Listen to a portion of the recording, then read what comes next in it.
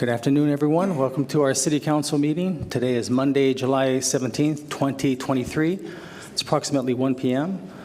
Before we have our Pledge of Allegiance, I want to ask if you please rise for a brief moment of silence as we reflect back on the brave men and women of the United States Armed Forces as they protect our interests around the globe, as well as the courageous men and women of the Las Cruces Police Department and the Las Cruces Fire Department as they keep our city safe 24/7, 365. And also for Alamogordo Police Officer Andy Ferguson, who lost his life over the weekend.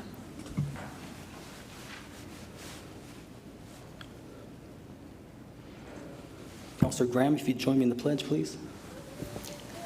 I pledge allegiance to the flag of the United States of America and to the republic for which it stands, one nation, under God, indivisible, with liberty and justice for all.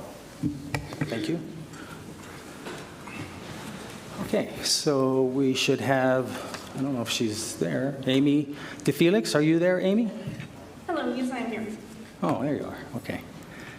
Going to introduce our pets of the week. Yes. Hello, everyone. My name is Amy. I am one of the adoption rescue coordinators for the ASCMV, and I'm here to present our pets of the week. So let's start off with sharing my screen. Excuse me, Amy, I don't know where your speaker is, but can you either move it closer or talk a little bit louder, please? Oh, yeah, it's a webcam speaker, so I think I'll just have to talk louder. Is this okay? Yes. Okay, cool. And let me turn off my video so you can see the whole thing. And we'll start off with our cat of the week. His name is Ren. His number is 64478. And he says, I'm a quiet but affectionate boy. I can be a little bit of a wallflower, preferring to watch the action from a distance than be right in the middle of it, but I definitely don't mind attention, especially if it's in the form of pets. I'm still young, so I have a lot to learn in terms of being a house cat, but I'm sure my forever family will give me the love needed to help me thrive. And then we have our dog of the week. His name is Romeo. His number is 56457.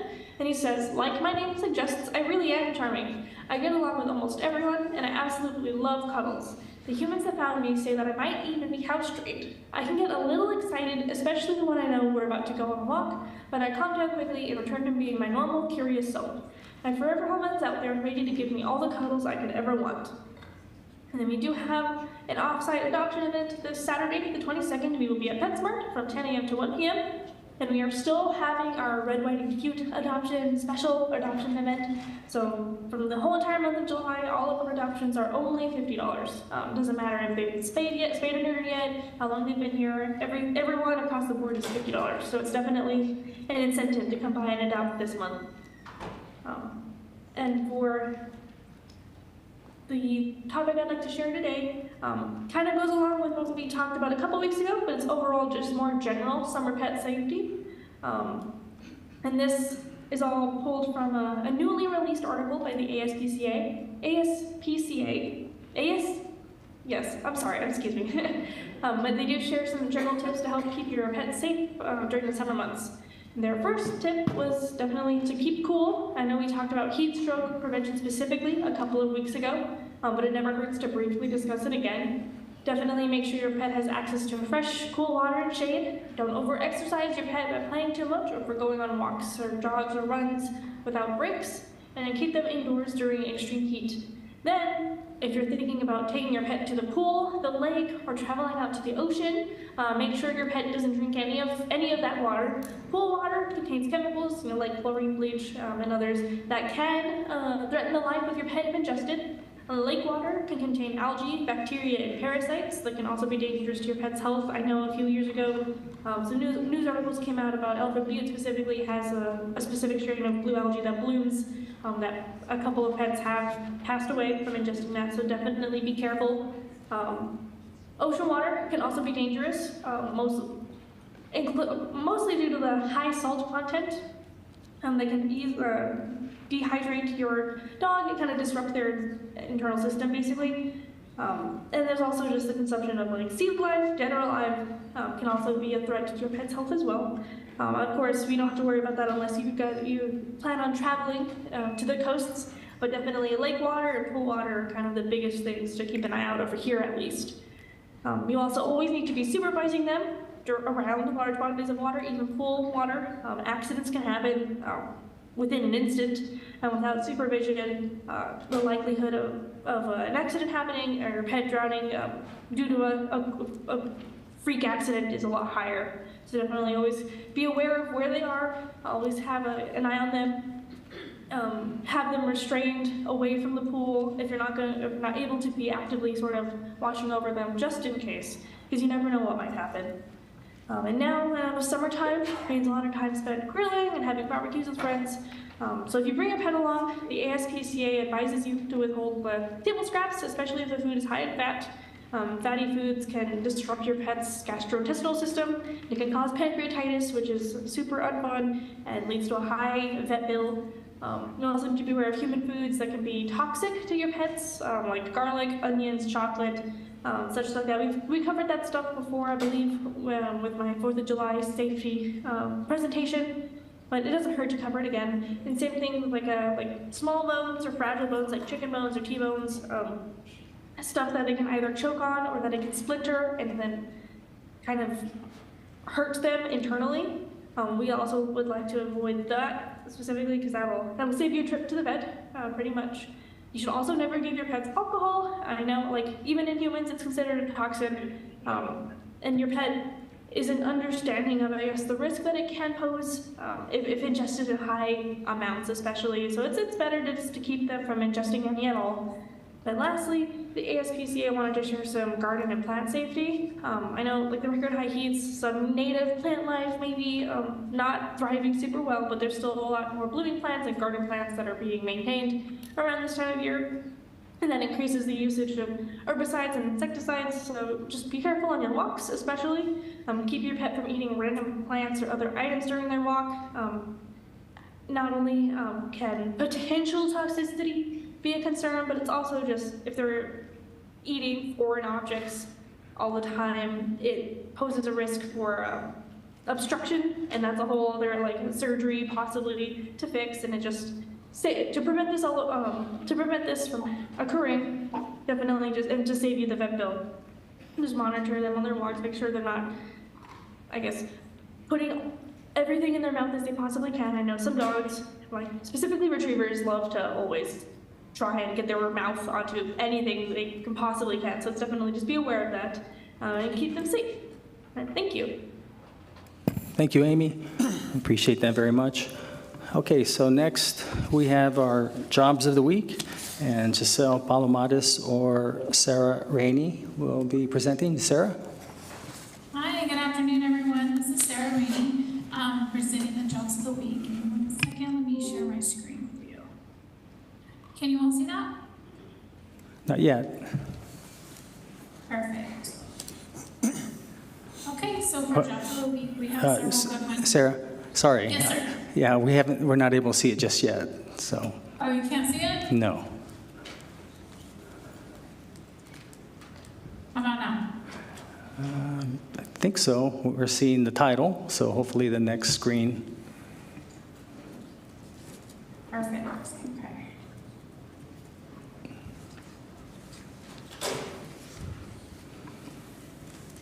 Is it showing my next screen? No, just the title. I am so sorry.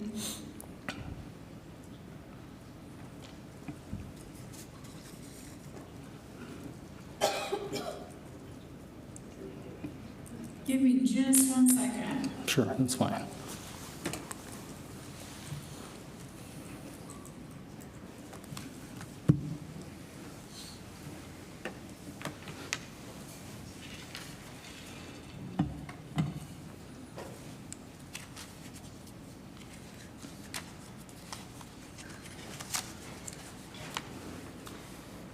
Well, I am not sure why it's not doing that. That's okay. If you want to just go ahead and read them, that'll be fine. Yes, sir. I sure will.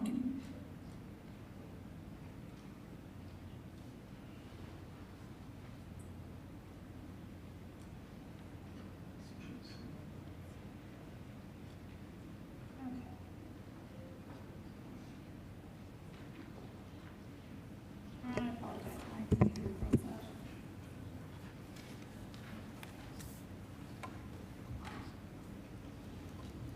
up.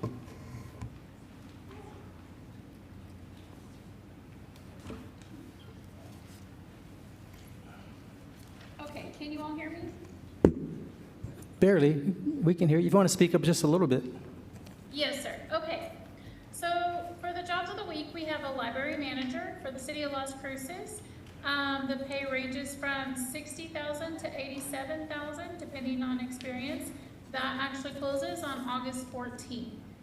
We have a police officer, traffic investigator for the White Sands Missile Range from $50,000 to $70,000, depending on experience as well. That one closes on the 18th, tomorrow. We have a resident monitor for the Dyerson charities. That one rate is $20.61 an hour, and it closes in October on the 3rd. We have a cashier, overnight cashier for the petroleum wholesale company. That's $12 to $13 an hour. It closes on August 5th. We have a maintenance janitorial position with the petroleum wholesale as well. That one is $12 to $13 and closes on the 5th of August as well. And then development technician for the Doñana County. That one's $15 to $21 an hour, depending on experience, and closes on the 24th, so this coming Monday. As always, if you have any questions for us, feel free to give us a call at the New Mexico Workforce Connections office down on Alameda Boulevard. Our phone number is there. You can always reach us online at employeenm.com, or feel free to reach out to us on the app. Thank you, everyone, and have a wonderful day. Okay, thank you, Sarah. All right, so now we're going to get to, I have some quick presentation to make to some very brave people. So how many of you here have actually gone hiking before? Okay, wow, quite a few. Well, you guys are experts at hiking. How about on this side here? All right, so yeah, it's looks like it'd be a lot of fun, but it can also be really dangerous. And so there was a situation that recently came up that a lot of brave and tough people went to go get some people that got stuck. So who got stranded. I wanted to say a little bit about this.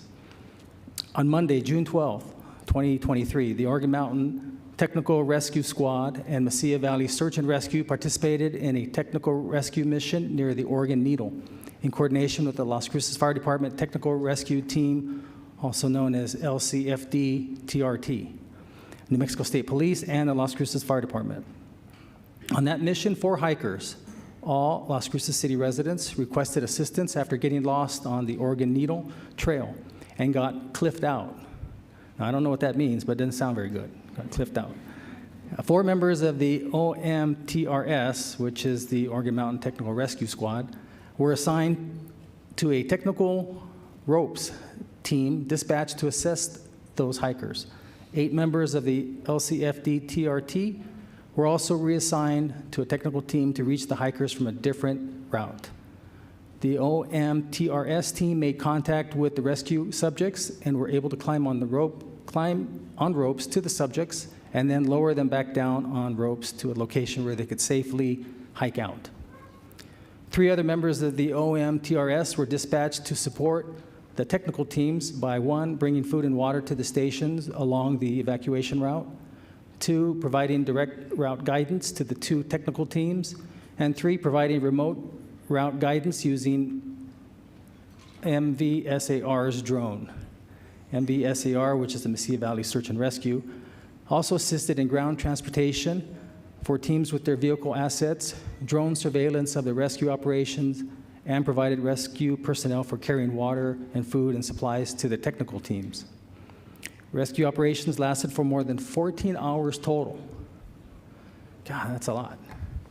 I can't even be outside for 10 minutes, 15 minutes without it just so hot. It was a big mission, and without OMTRS's technical expertise and extensive knowledge of climbing in the Oregon mountains, it could have lasted a lot longer, been more costly, for example, required a helicopter hoist, or caused the rescue subjects to begin feeling the effects of exposure and dehydration. So I wanted to give these brave men and women the Mayor's Citation for Community Service, and so a lot of them are with these 2 organizations as well as Las Cruces Fire Department. So I'm going to ask if, let's see here, did they reach out to you who's going to be getting the certificates? If not, I'll just call you, and then if you're here, you can come forward to my right. Okay? All right, so I'm going to start with Justin Whitefield, Battalion Chief.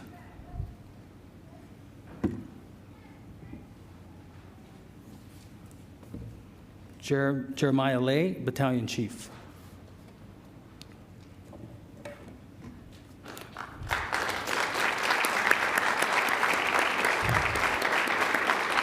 So when I give you a certificate, if you don't mind standing here, and then we're going to take a group picture.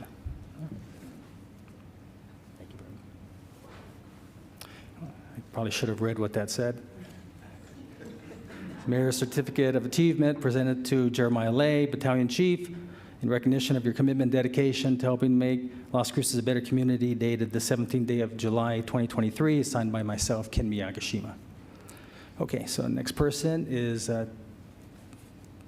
Tibor Cruces, Battalion Chief.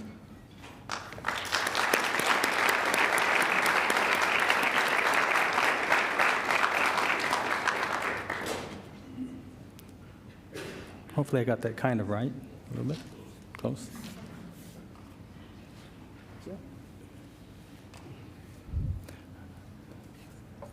Firefighter Juan Joseph Itrade.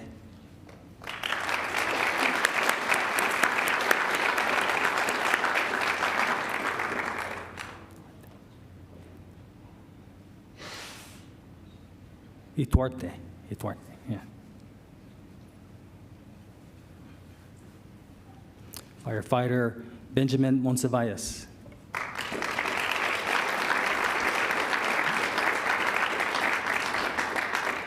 Firefighter Robert Lopez.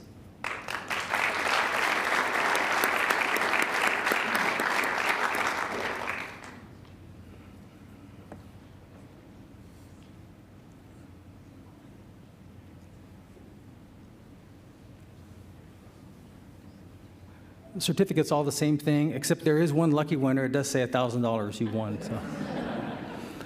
Firefighter Gabriel Gill.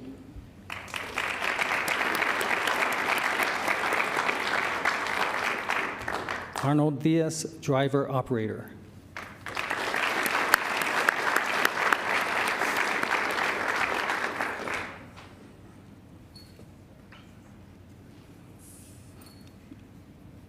You think I could drive the truck one time before I leave?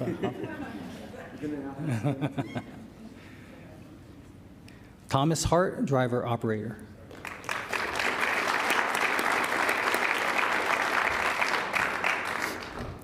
Nathan Tracy, driver operator.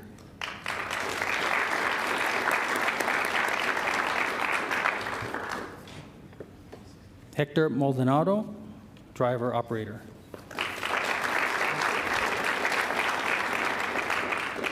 Lieutenant Gabe Sanchez.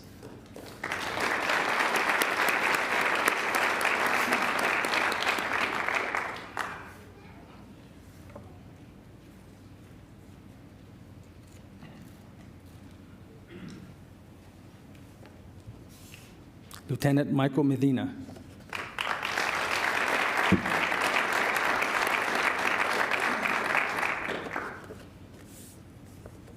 Vic Villalobos.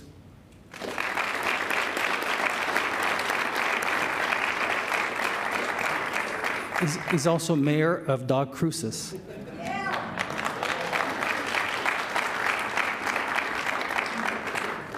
If only those pets could vote, that'd be. Richard Swartz, sorry.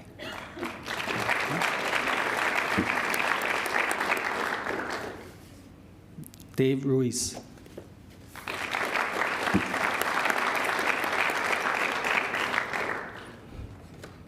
Dave Cota.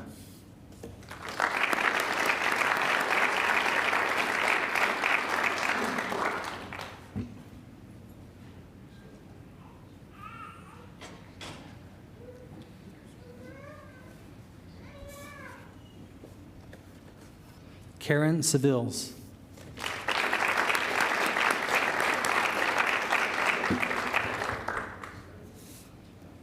Colum Ford.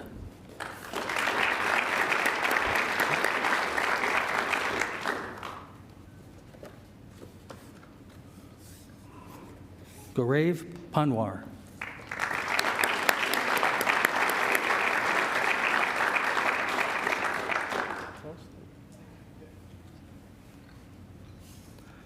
Ned Tudor.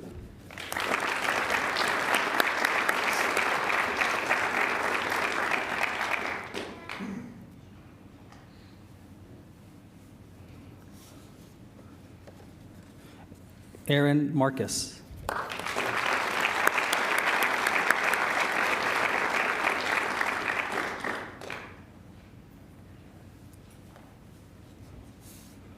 Cameron Gibson.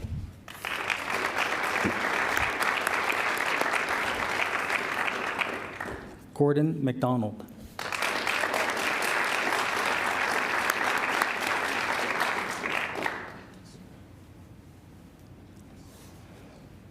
Carl Bland.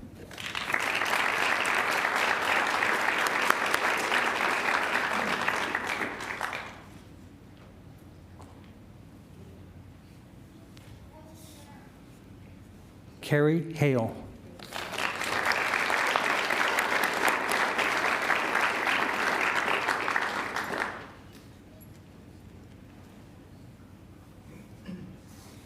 Robert Garcia.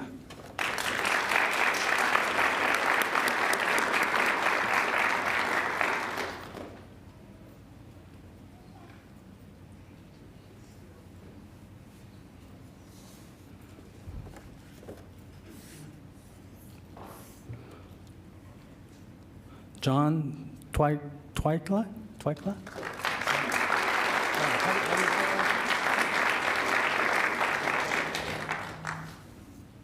Joy Doucette.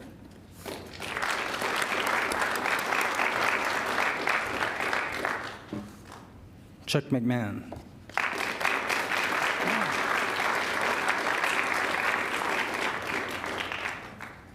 And former deputy county manager, huh? Yeah, I wonder if that was you. Yeah, that's you. Robert Court.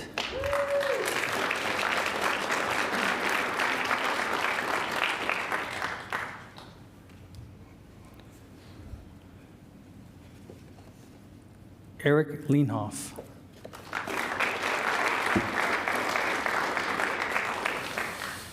David Price.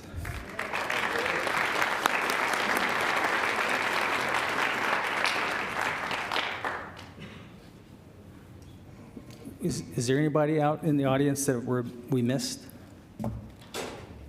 So I can change the name on one of these real quick. Okay, well, there you have it, ladies and gentlemen. These brave men and women who brave the elements and risk their lives to save others. We can't thank them, each and every one of them, enough. And it's always nice to know that you all are there. And I believe that a lot of it is a volunteer group. Yeah, so they don't get paid, and yet they're out there just taking care of business. So thank you very much. And if there's, Chief, did you want to say something? Anyone want to say a couple comments? Yeah. I just want to say real quick, I think a lot of people don't realize how intense some of these missions are and how long they are, and it really does take a group of everybody with varying skills. So thanks to the group and the collaborative effort.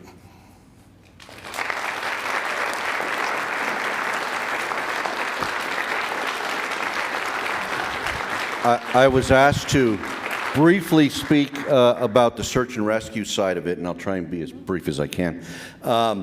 Just, you know, as the mayor said, that half of the room is all volunteer people, and a lot of volunteer hours go into doing this. Oregon Mountain's actually been around for 20 years, and Mesilla Valley's been around for 30 years. And so we've been doing this for a long time, and it does take a lot of effort. I do want to especially, though, thank the fire department, because this all started with working with Battalion Chief Lay and Battalion Chief Cochise way back when we saw the need for the volunteer sector to come together with the city part of it, and we've been able to become really a great partnership and great marriage that we provide some assets, they provide other assets, and we truly work together well in the field. So we want to thank the city for allowing that to happen, because you don't see that often in a lot of cities. So being able to work with the fire department's been a really big deal, and we think it's a great for the public. So thank you.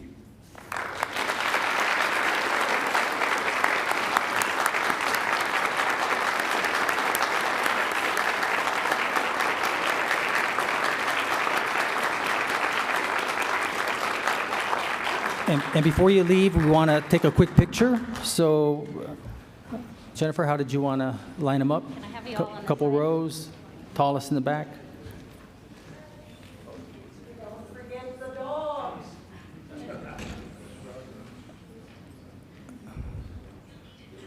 Well, if there's a dog out there, we can bring it. All right.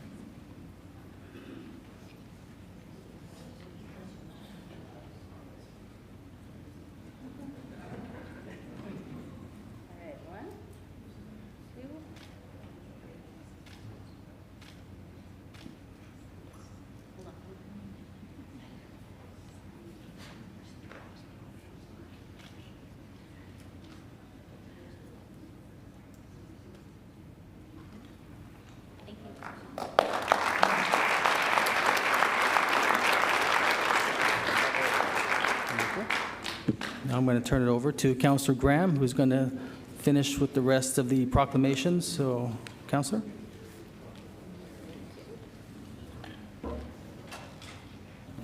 Oh, and before she leaves, just a quick hello and shout out to School Board Vice President Pam Court. Thank you for all you do for our community.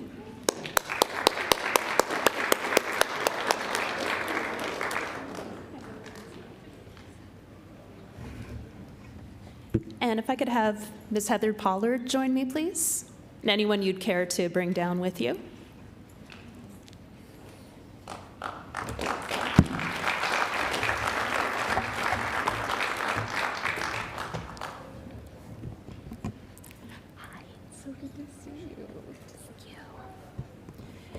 So I'm going to read this proclamation.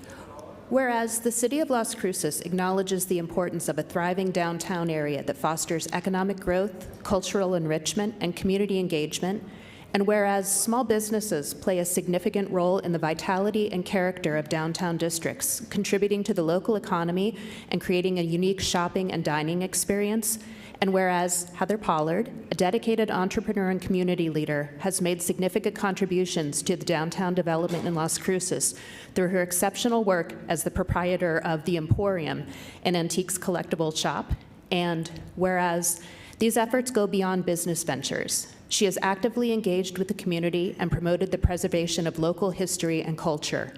Through her antique collectible shop, she has provided residents and visitors with access to unique treasures, fostering an appreciation for the rich heritage of Las Cruces.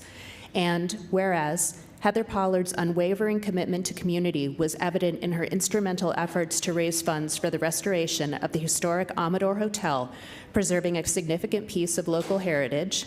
And whereas, as the first director of the Doniana Arts Council, she played a pivotal role in nurturing and promoting the arts within the community, fostering a vibrant cultural scene that enriched the lives of countless individuals. And whereas, her remarkable dedication to community development and revitalization is exemplified by her role as the executive director of the Downtown Las Cruces Partnership, where she has demonstrated exceptional leadership and a profound commitment to enhancing the vibrancy and economic vitality of the downtown district.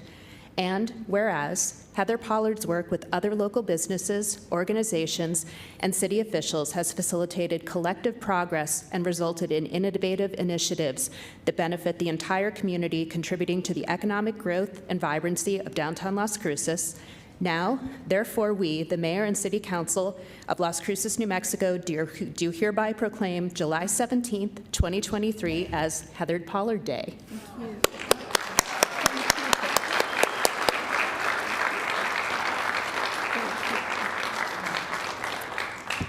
I didn't prepare a speech. I did want to emphasize that the Emporium is for Mesilla Valley Hospice.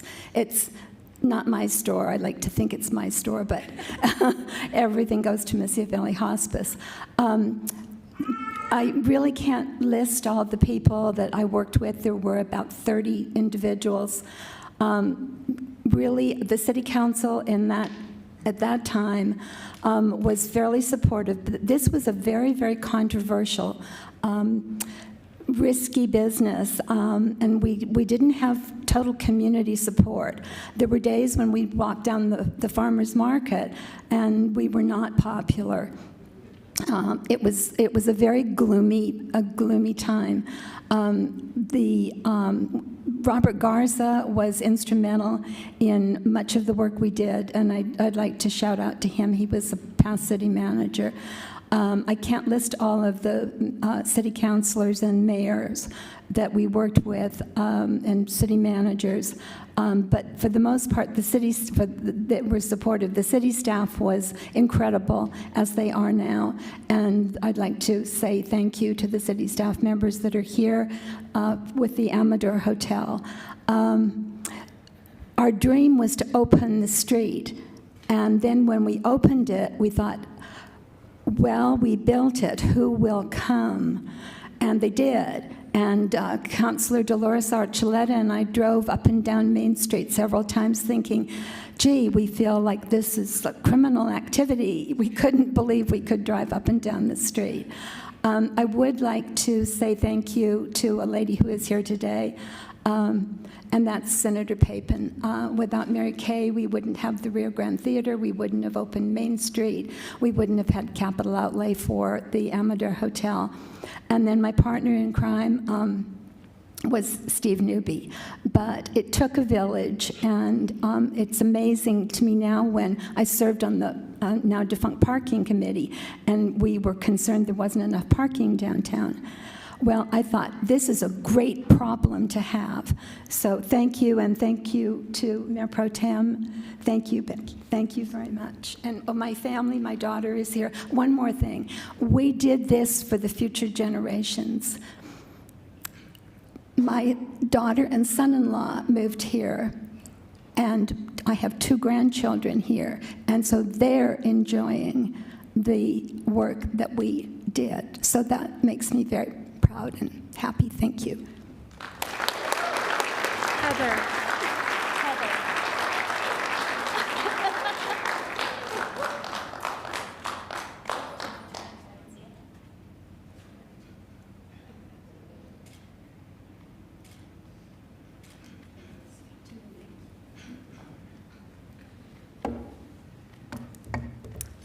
And not coincidentally, Steve Newby. Please come up and join us.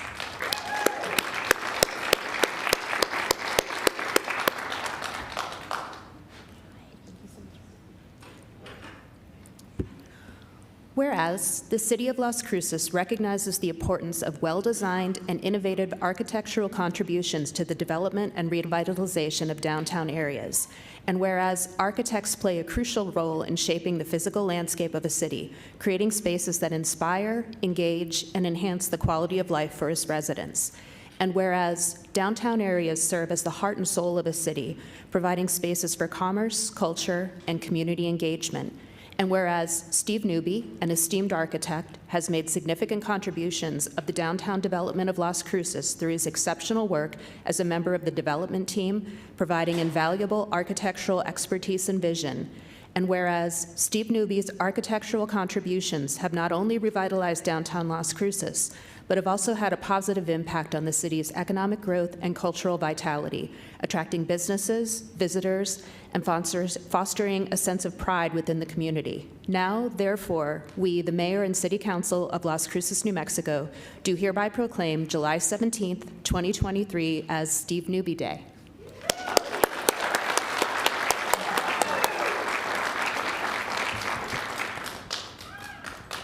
Ms. Pollard, you're a tough act to follow. Thank you so much. My wife of 1 month moved to Las Cruces in 1974.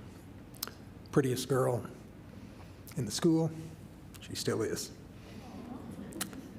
But she also told me over the last 50 years that I've had a mistress, and I might as well just be public with it, because she said my mistress was downtown. I tried to humor her by saying, yes, but she is ugly. Because she was. When I moved here, our downtown was dead.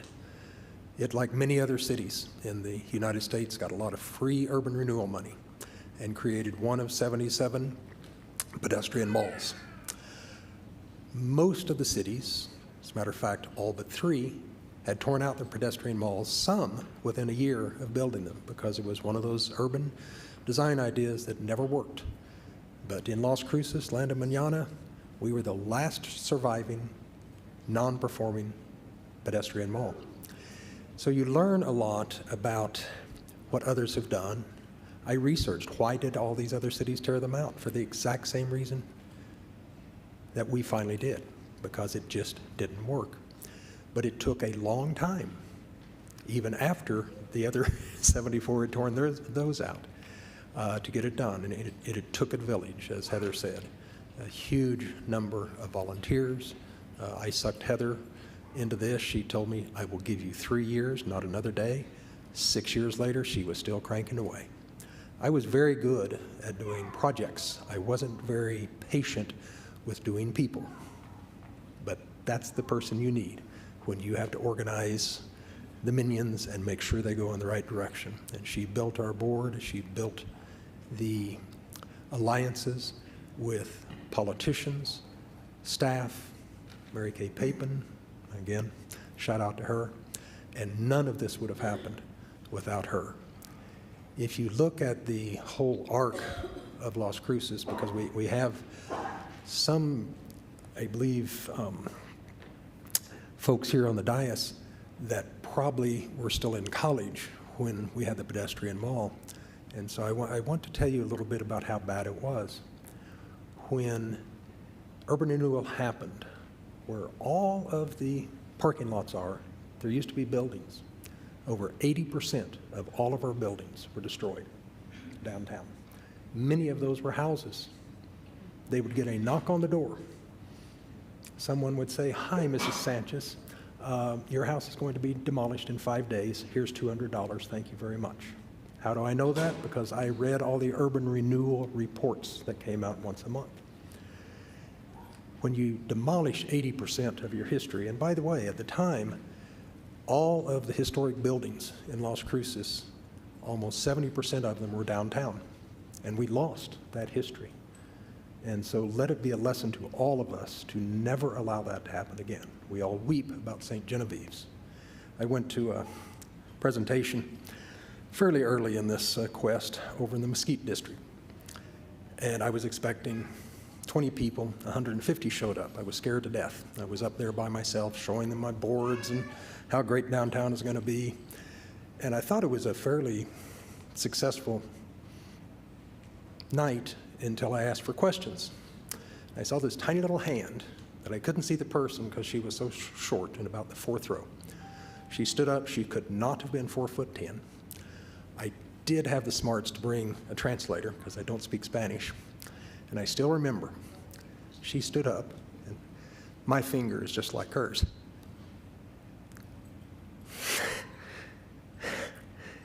I'm sorry. She said, you people destroyed our life. Meaning, since I was the only white person there, I got it. She became a good friend of mine because I went to her and said, let's sit and talk. She invited me over to her house, which was half a block away. And she told me exactly what happened, not the overgrown version of what we like to think we do when we have progress. And so from that night on, I just tried to put downtown back. It's different. You know, certainly it took 15 years to get the pedestrian mall torn down. That was a great day. It took 4 more years to put the street back in. Took 2 more years to get the racetrack, for those of you who remember, which was 3 lanes in one direction. You could drive 65 miles an hour. You could make it from Loman to Picacho in about 12 seconds. And what did that do? That got people around downtown quickly. There were no stoplights. And so what did the city do? 2-way streets and parking. Why? Because that slows people down. And so it has taken a long time. We almost had it done, but there was a problem about no plaza. Raise your hand if you know a city in Las Cruces that doesn't, in New Mexico that doesn't have a plaza. Yes. One of the most historic cities in the state, we didn't have a plaza. We did with St. Genevieve's Church. That was, if you will, the plaza, but that was not part of urban renewal, by the way. The Catholic Church actually tore it down, thinking with urban renewal, the land would be worth more. But without a plaza, downtown, to me, was not finished. And so Las Cruces Community Partners, myself and three of our partners, Bob Pofall, Doug Wright, and Eddie Martinez, got together with Robert Garza, who was city manager at the time. And it's not that the city had not been trying. Actually, I found an announcement by the development director in 2006 that they had the money for the plaza and it was going to start in January. 10 years later, we were still trying to get a plaza, but we proffered to Robert that we would buy the land, we would design it and build it in 18 months. And if the city liked it when we were done, then, we could make a deal. We missed it by 1 day. Having done a lot of projects for the city, convention center, the aquatic center, that project would have taken 4 years. And to me, that put together a lot of the wishes and dreams of a lot of the people in Las Cruces, because finally we had a place to gather downtown, to celebrate downtown, to grieve downtown. And it's still not done. Las Cruces, all of the volunteers are still working. They have meetings every month. There's still a lot to be done. There's still some money to be paid. But with that, I cannot tell you how much I appreciate this. And Wayne, thank you for the nomination for Heather and I. And we really appreciate everything that the city has done, that the council and the mayors over the years have done. But thank you very much.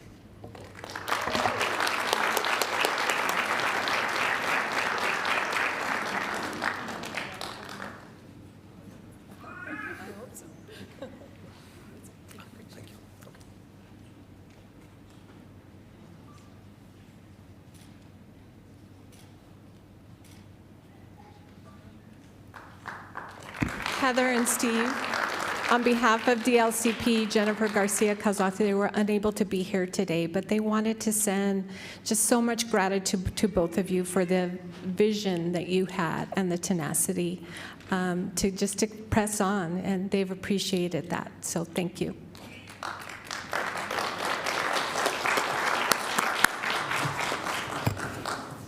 All right, very good. Okay, next we have the fiscal year 23 entrance conference, and we're going to have Heather Lucero, who's going to be presenting.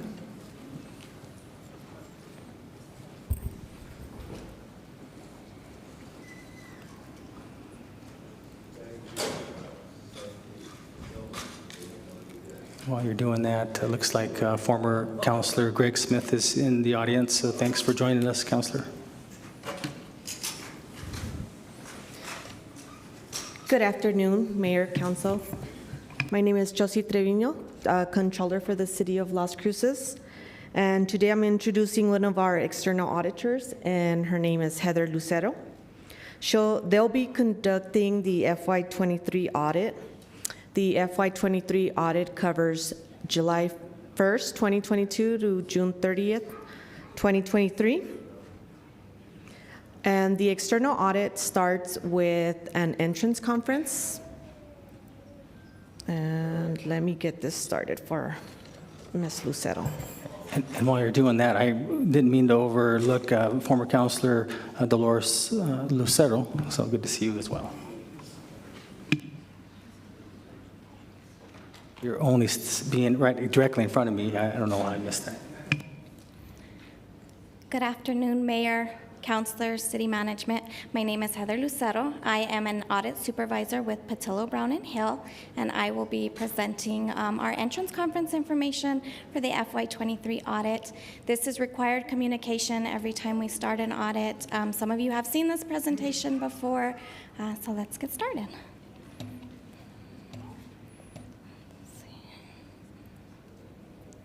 So first, introductions. So the partner in charge of this engagement is again going to be Chris Garner. Mr. Garner was unable to attend today, but he will again be overseeing the audit. And then myself will be seeing the day-to-day operations as the audit is completed. So I will be on site with the staff and kind of helping guide to make sure the audit process runs smoothly. So timing. Our timing of the audit for planning, so this is where we look at things like internal controls, state audit compliance, single audit, so your federal expenditures.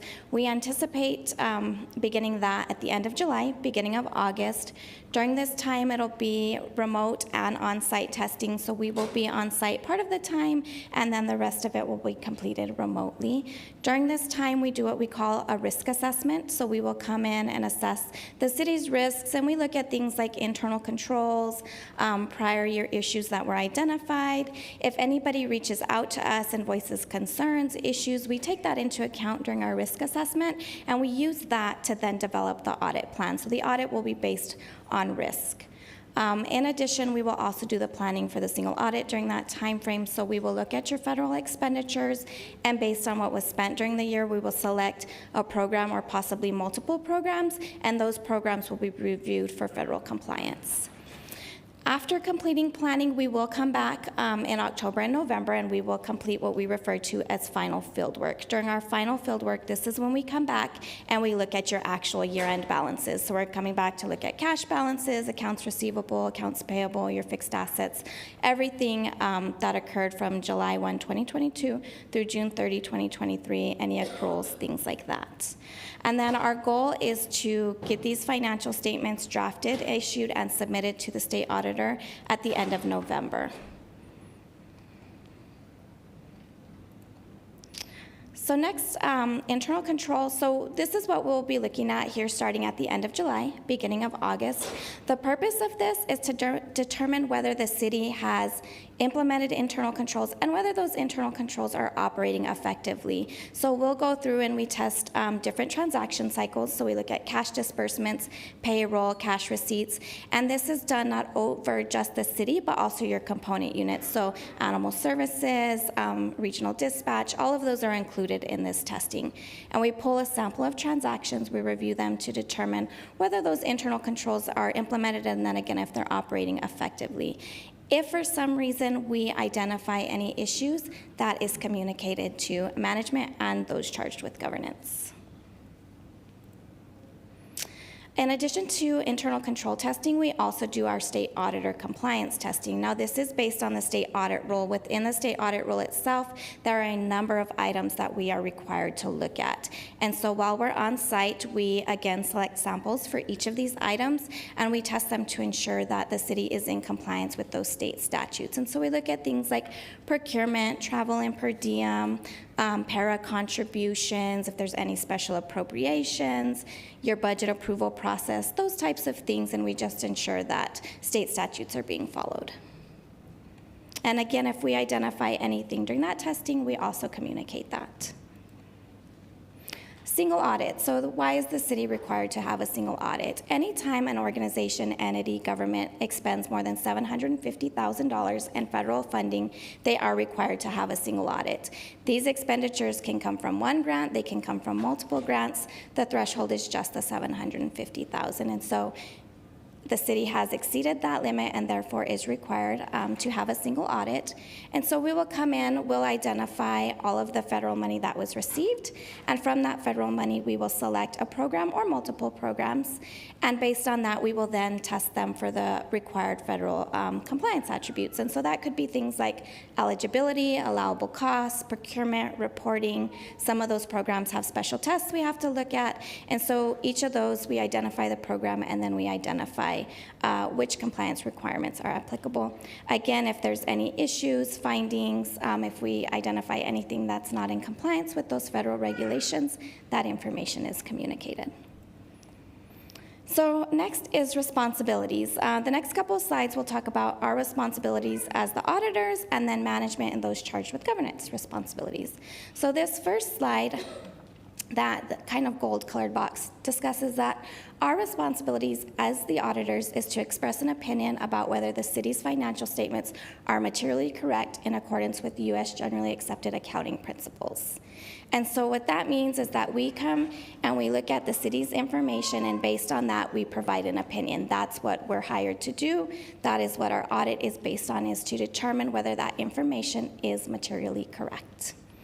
And then the next little box, the blue-colored box, discusses that we provide what we refer to as reasonable, not absolute assurance. And the reason we say reasonable assurance is because we use sampling methodologies, statistical information to test the transactions. In order for us to receive absolute assurance, we would have to look at every transaction. There's not a cost benefit to doing that. And so we use those different methodologies that are all approved by generally accepted accounting standards, and we take that into account into our audit process, and that's how we determine whether the financial statements are materially correct.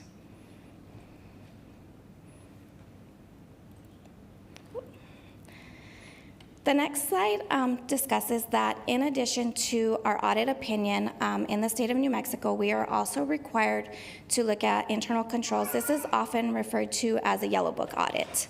And so as part of our yellow book audit, we take into account consideration of internal controls, and we look at those internal controls to determine if they're operating effectively. We do not, however, express an opinion on that. And so what we're saying is we come in and we look at them, we make recommendations. However, we are not giving an opinion saying whether they're appropriate or not. We're just coming in, making sure that you have internal controls in place, determining whether or not they're operating effectively. However, again, no opinion is expressed on them. That gold-colored box talks about anything that we come across during the audit that we determine to be a significant item that is communicated to management and then, if warranted, those charged with governance. So if we see issues in the internal control, if we see issues with the federal requirements, all of that information is communicated. We will work with the city to ensure that we've got all of the correct information, and then once we've determined, yep, we've got everything we need, but we still see a significant issue, again, then that becomes an actual audit exception in the report. So the next slide talks about management and those charged with governance responsibilities. So management responsibilities includes taking responsibility for those financial statements. So the city does prepare their own financial statements. We assist with the review process, and we make sure that all of that ties out to the information within the audit. However, the city themselves is responsible for those financial statements, and they do prepare them. In addition, you are responsible for making all management decisions, all financial decisions. We can provide guidance, so if we're aware of any regulations or anything like that, we can provide that information. However, we cannot make any actual decisions on behalf of the city. In addition, management and those charged with governance, you are responsible for making sure that the city has internal controls in place and that those internal controls are operating effectively. If we identify issues, then you are also responsible for creating corrective action plans and then making sure that those corrective action plans are implemented. So scope. So the scope of our audit includes the city itself, and then of course you've got your component units. So South Central Solid Waste, the Downtown Tax District, Animal Services, Mesilla Valley Regional Dispatch, and Metro Narcotics are all included inside the scope of our audit. So each of those, except for the tax district, has a standalone audit report that is issued and submitted to the state. And then we have the city's large ACFR, which includes all of the information from those 4 component units, and that is also submitted to the state. Required communications. So required communications, we are required to let you know that as we get going through this audit process, certain things cannot be discussed in open meetings. So if we do come across issues, that information cannot be discussed in open meetings. And then once the report is finally submitted to the state, the results of that audit cannot actually be discussed until the state auditor releases that report. At that point in time, then that information is open to public discussion. Here are some audit rule changes for 2023. There were no major changes to the audit rule, meaning from an audit plan standpoint, we are not going to have any adjustments there. They didn't issue any new requirements. They just mostly clarifications to terms, due dates, things like that in the rule this year. New standards. The city will be required this year to implement a new standard. This is a pretty large standard. This is required under government auditing standards. They refer to it as GASB 96, and this is in regards to any subscription agreements for IT. So this could be things like your accounting software that you have, the police, the software they use. What we're gonna have to do is we're gonna have to come in this year and we're gonna have to look at all of these agreements, and based on the wordings in those agreements, we then have to determine whether or not disclosure is gonna be required. If any of these agreements exceed 12 months, there's a good chance that disclosure is going to be required.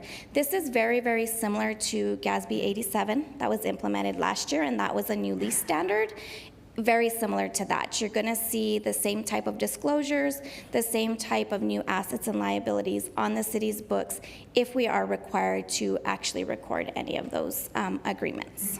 And we will work with the city and their finance team, just like we did with the lease agreement, to determine what needs to be included, what doesn't need to be included, and to make sure that all of that is properly disclosed.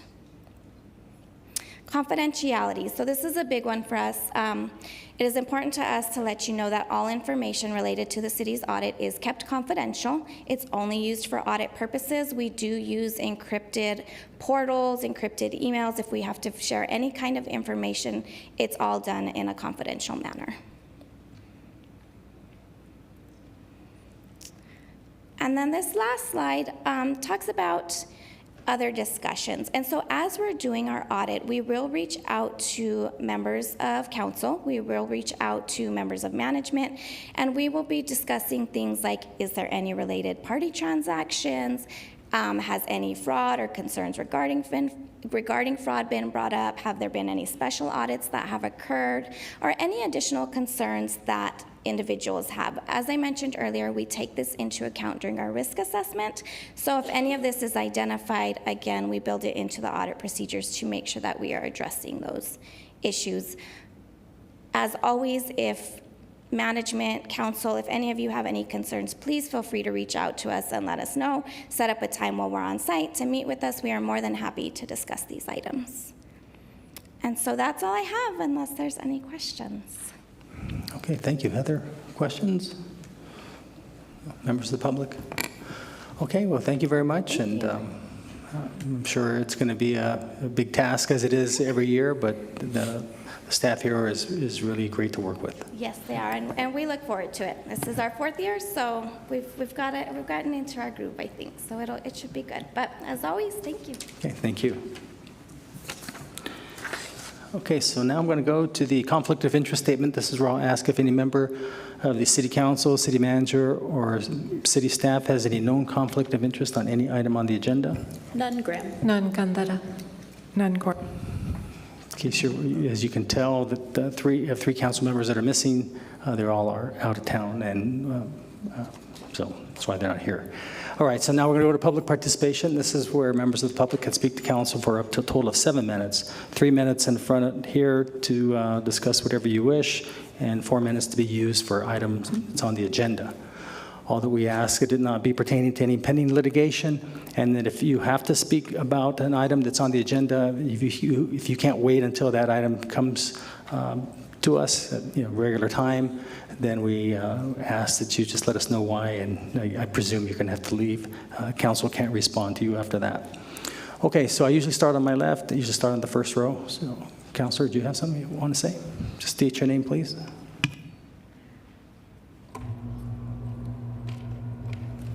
Mr. Mayor, I had asked for 5 minutes. I think you granted me through the secretaries. I asked for 5 minutes. And Annette responded that yes, you had approved 5 minutes. What was it about? The road dieting on Amador and Lowman. Yeah, I think it was just 3. I'm sorry. Okay, I'll try to read fast. Good afternoon. My name is Dolores Lucero. Thank you, Mr. Mayor and councilors, for allowing me this time.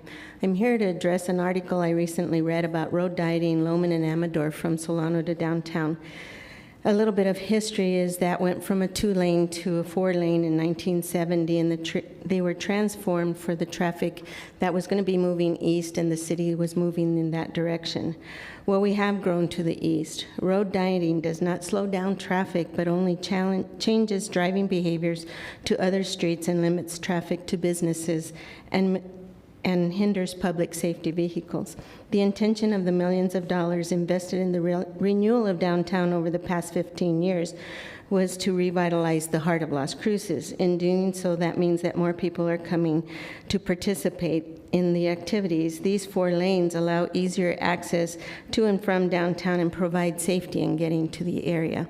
So first, there's 2 bus stops in each direction, and that would reducing lanes would create a problem going around the buses, especially for public safety.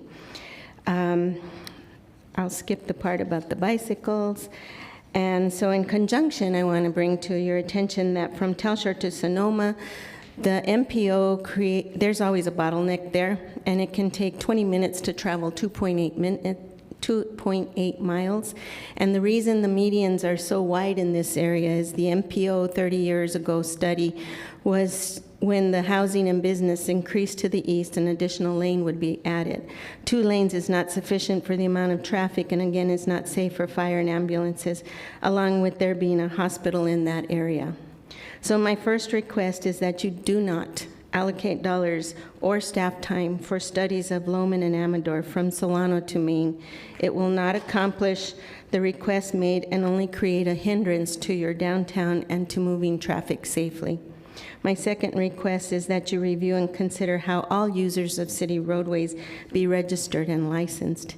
And third, my request is that the growth has definitely taken place to the east, and the planned years ago from the MPO study that in this near future, by adding the additional lane on Lowman from Telshore to Sonoma, so that residents can get through this area safely and calmly, and that you allocate the funding that is required for that area. It's already been studied. It's been put in place. There's no reason to study it again.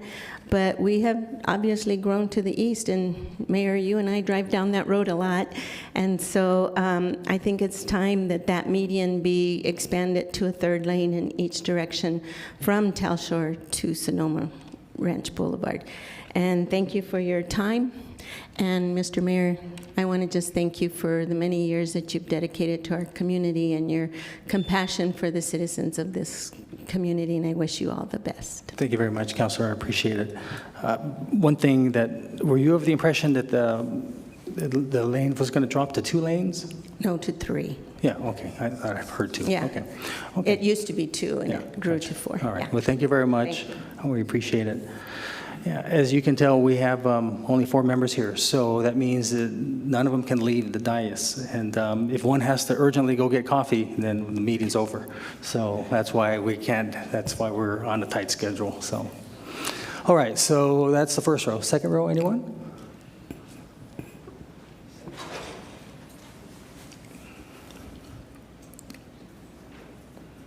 Hello, my name is Denise Welsh, and I'm just here as a volunteer for a local adoption center and rescue, and I just want to share with you the information that I feel I'm qualified to share. My job is to answer phones, and again, this is a pet rescue and an adoption center. Primarily, what I want to make sure is that you do understand the great need that we have for affordable spay and neuter. Most of the calls that I get are for rehoming pets, and mostly it's litters of dogs and kittens, and there's no place for them to go. Every shelter, we're all just above capacity. So I just wanted to make sure that this stays on the forefront, and also the need for affordable spay and neuter, because that is the other request I get. We are not a vet clinic. We can't offer any services. I do send them to SNAP, but I understand there's constraints there. But I do think that the City Council, you do have the ability to help in that regard in providing funding and moving forward with, veterinary care and so on for our community. So that's all I wanted to do was share with you. Thank you, Ms. Welch. I believe we have a work session set up sometime either next month or in September to deal with this issue. We're gonna try to get this straightened out. Great, thank you. Thank you. Anyone else on the second row? Sir, I'm starting on my left here. Yeah. Good try. I like that. Hi, my name's Mary Rodriguez. Getting to know y'all. First, I want to just say thank you for all that you do, counselors and mayor, and also thank you for replying to my emails in the past. I appreciate that as well. I came today to just ask you to please consider the revised animal care ordinances that were prepared by Kathy Stark and Jerry Wheeler of Animal Advocates for Change based on best practices. I know that they did a lot of research in other areas around the state that went into crafting that, and so I think you probably all know that I'm the one that harps on about spay neuter, spay neuter, spay neuter, spay neuter. So in regard to that also, I attended a meeting with Animal Protection New Mexico online a couple of days ago. I guess it was on Friday. And there has been an update about the spay neuter funding becoming available for the 23 to 24 year. So I just want to ask again to please prioritize the absolute necessity for spay and neuter here in our city. The situation, as you know, is really dire in that area. And I know that I'm preaching to the choir, but I'm going to keep doing that because that's how things get changed. So thank you for your time. Yes, ma'am. It'll be October 9th. We're going to have a meeting, and we're going to be discussing the ordinance that you were referring to. Yeah. Okay. Anyone else on the second row? Third row? Fourth? That's the fifth row.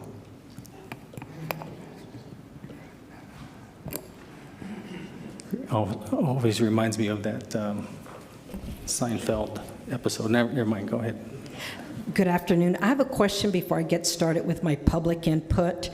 I was able to look a little bit back at some meetings, and my complete input isn't on record. I'm going to need you to state your name, please. Oh, my name's Yoli Diaz, Executive Director of CARE. And yes, and so we're starting, so. Okay. You want to know about your minutes on the meeting? My public input, it's not complete, and so let's do that later, and let me get started. Okay, so since I have three. that's on the video. It should be complete. I know, but I want it to be of record. That's why. Okay, I appreciate that. I think the city goes above and beyond what is required by the Open Meetings Act, and so to have it on the video, which a lot of cities don't. I mean, you have the verbatim right there, and then the minutes are done for other. Yeah. Okay. So I'd like it to be on the written part. But good afternoon, Mayor, City Council, City Manager, staff, and public. My name again is Yoli Diaz, Executive Director of CARE, Cancer Aid Resource and Education. I'm also a patient advocate. I am here publicly for the fourth time advocating for access to health care for all residents. My ask today is I'm providing more detail from my previous ask. Today I ask that the City of Las Cruces create a resolution to provide funds for the Healthcare Assistance Program to pay for all or portion of health insurance monthly premiums and all or portion of the out-of-pocket costs, which may include copays, deductibles, and out-of-pocket limits per year for indigent residents and denied healthcare residents. I alerted the City of Las Cruces and Doña Ana County of the issues of accessing health care in both October 2021 and November 2021. I would like to speak again of solutions that I provided to our complete City Council and County Commissioners in January 2022. I included the following. If any of you ask me what I believe viable solutions exist, I know of three options. Option one, capital funding to build a specialty medical center similar to the nonprofit FQHCs to provide the healthcare services where the gaps of services exist, beyond the scope of services provided by FQHCs. The intention would be to have a specialty medical center where doctors, nurses, staff, administration would all be paid fairly. Their care would be for all health illnesses, the patient navigation to include assistance and financial assistance to acquire the essential health insurance for treatment and health services disbursements for the medical center to operate it. I also provided an option 2 and option 3. My ask for involves option 2, and it was more detailed. I do want to make a point on option 2 is an immediate solution, and option 1 was a long-term for the future. So I think of the past, it brings us to years-long health crisis, and I believe that a true long-term solution is a nonprofit medical center. I think of UNM in Albuquerque, and I think of UMC in El Paso. These are nonprofit educational health systems. They operate for the residents of their county counties to better serve their community and health. We're losing doctors. This type of system would attract doctors. So I do hope that you create the resolution and please consider long-term solutions. Thank you. Thank you, Yuli. Okay, so that was fifth row. Anyone else on the fifth row?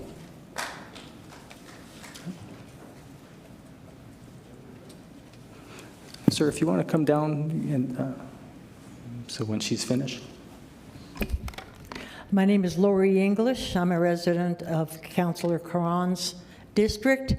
How many of you, and I know you don't have to answer, but how many of you, other than the mayor, have participated in any veterans activities at Veterans Park? Thank you. Do you know that Veterans Park is maintained mainly for cleanup, for raking of the stones and the gravel by volunteers from veterans organizations in the city of Las Cruces? On June 5th, you passed a resolution overriding city parks and recreation regulations and ignored the numerous veterans, both that day and the following council meeting day, the input of veterans who are personally involved in Veterans Park, by overriding this decision and in favor of two very emotional people that were somewhat contributory to the incident that occurred by not keeping watch of an 18-month-old child. They're not to blame. It was an accident. They didn't call it an accident by other name like an intentional. But the veterans are very upset. I'm speaking for myself and possibly majority of the veterans community, not only in Doña Ana County, in the city of Las Cruces, or the state of New Mexico. I addressed the American Legion Convention 2 weeks ago about this situation, and they foresaw, just like the mayor did, that this could have direct implications adverse to applications to other cities, other counties, and even state veterans parks. So I'm asking you, first of all, why you chose to override 10 to 15 people that have spoken out against this and follow and back 2 people that were very emotionally involved in this decision. You had your minds made up. I saw it. I was witnessing it. Unfortunately, Mayor wasn't here. But I witnessed that the majority of you had your minds made up prior to making this decision. I don't think that's fair. And the bottom line is, why do you ask for public comment? Why do you allow for public comment when you've already got your mind made up on an issue, pro or con, before you even walk through that door to address the dais? I thank you very much for your time. I appreciate you considering or reconsidering this issue and bringing it back on the agenda and readdressing this decision that you made in egregious error. Thank you. Thank you. Okay, so that's the fifth row. There's just gentlemen. Yes.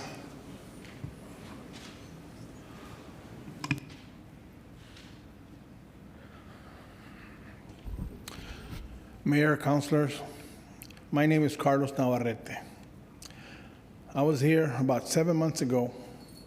I don't know if you remember, where my building was tagged with feces and there was trash everywhere and they've been breaking my windows.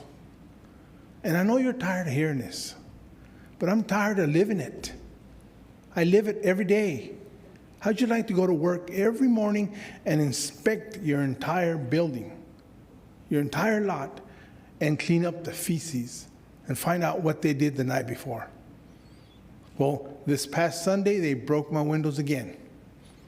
And then we patched it up with a board. Well, Monday night, they went and broke down the board. And they stuck their hands in and they stole some things. What is going on? The other day, also, I walked into my backyard and there was a homeless guy there. And so I told him to leave.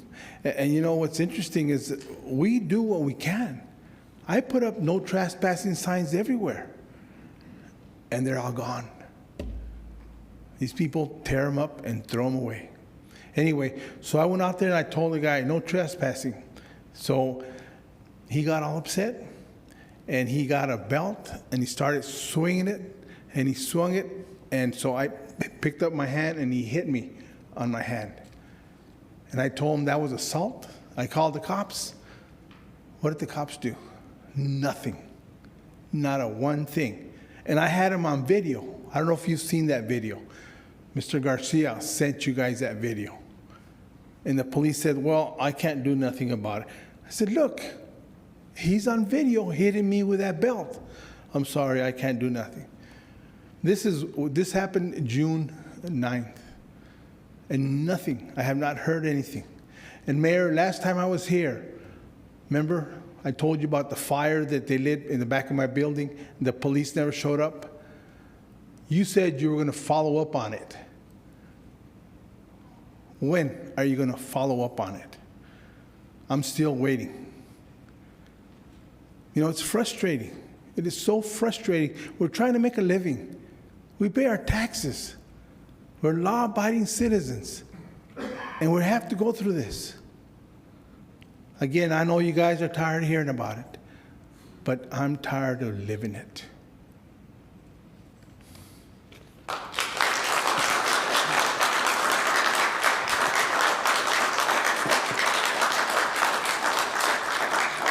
So Carlos, regarding the gentleman or the person who hit you on June 9th, city manager, just let me know that that suspect was charged by the officers for battery. And I have to tell you, as far as the other incident, the fire you're talking about, if I was to follow up, please resend the information so I can have that, because I don't have that. I apologize for that. If you can get that to me, I will follow up and see exactly what took place. Okay, so that was the fifth row. Anyone else on the fifth row? Yeah.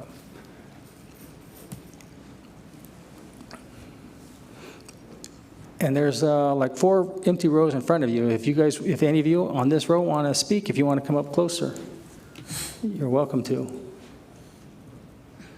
Good afternoon, Mayor. My name is Leslie Campa. I was here 2 weeks ago on the last meeting.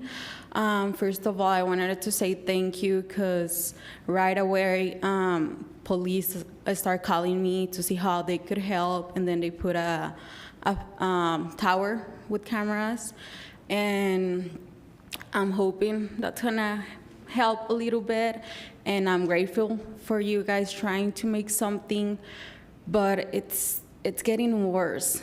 I don't know if you heard about last Sunday, a woman got assaulted in that same corner, and she was on the news as well because it was pretty bad. She was just walking to the store, and right now on my way, I had to stop. That's why I was late, because there was 2 drug addicts fighting, but it was a man hitting a woman that was like right next to my business.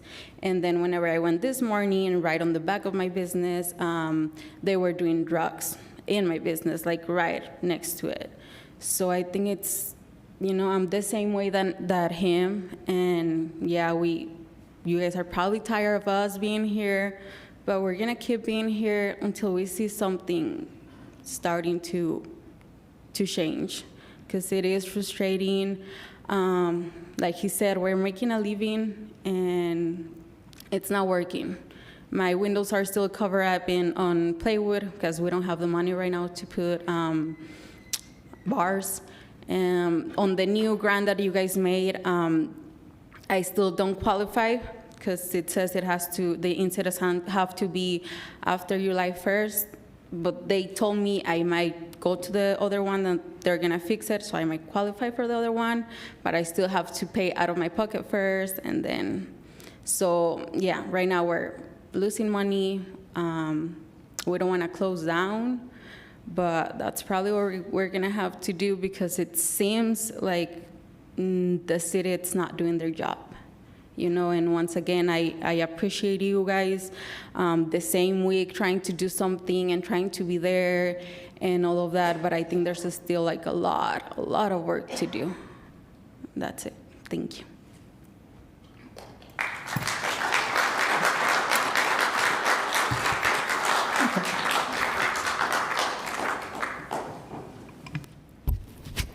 Mayor, Council, Juan Garcia. First of all, I'd like to express condolences to the family of the Alamogordo officer, Anthony Ferguson, who was killed in the line of duty.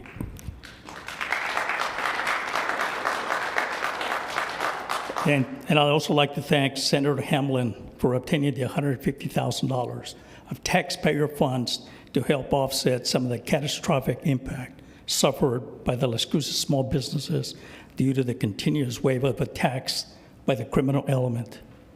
The Coalition of Conservatives in Action was established 2 years ago as a community advocacy organization. We work to give a voice to those ignored, forgotten victims, like the two individuals that just came up before me. Forgotten victims, we do this through civil discourse and never ever advocate force or violence. We are citizens like your brother or sister, or the female citizen brutally attacked in District 4. CCI's mission is to educate citizens in local issues so they can engage smartly, leading to reform. There are no checks for gender identity, who you sleep with, who you worship, what faith you align with, or race you identify, or your level of education.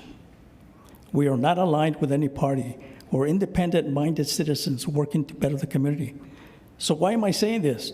There have been some attempts to portray us as extremists, both at the council and at the commission.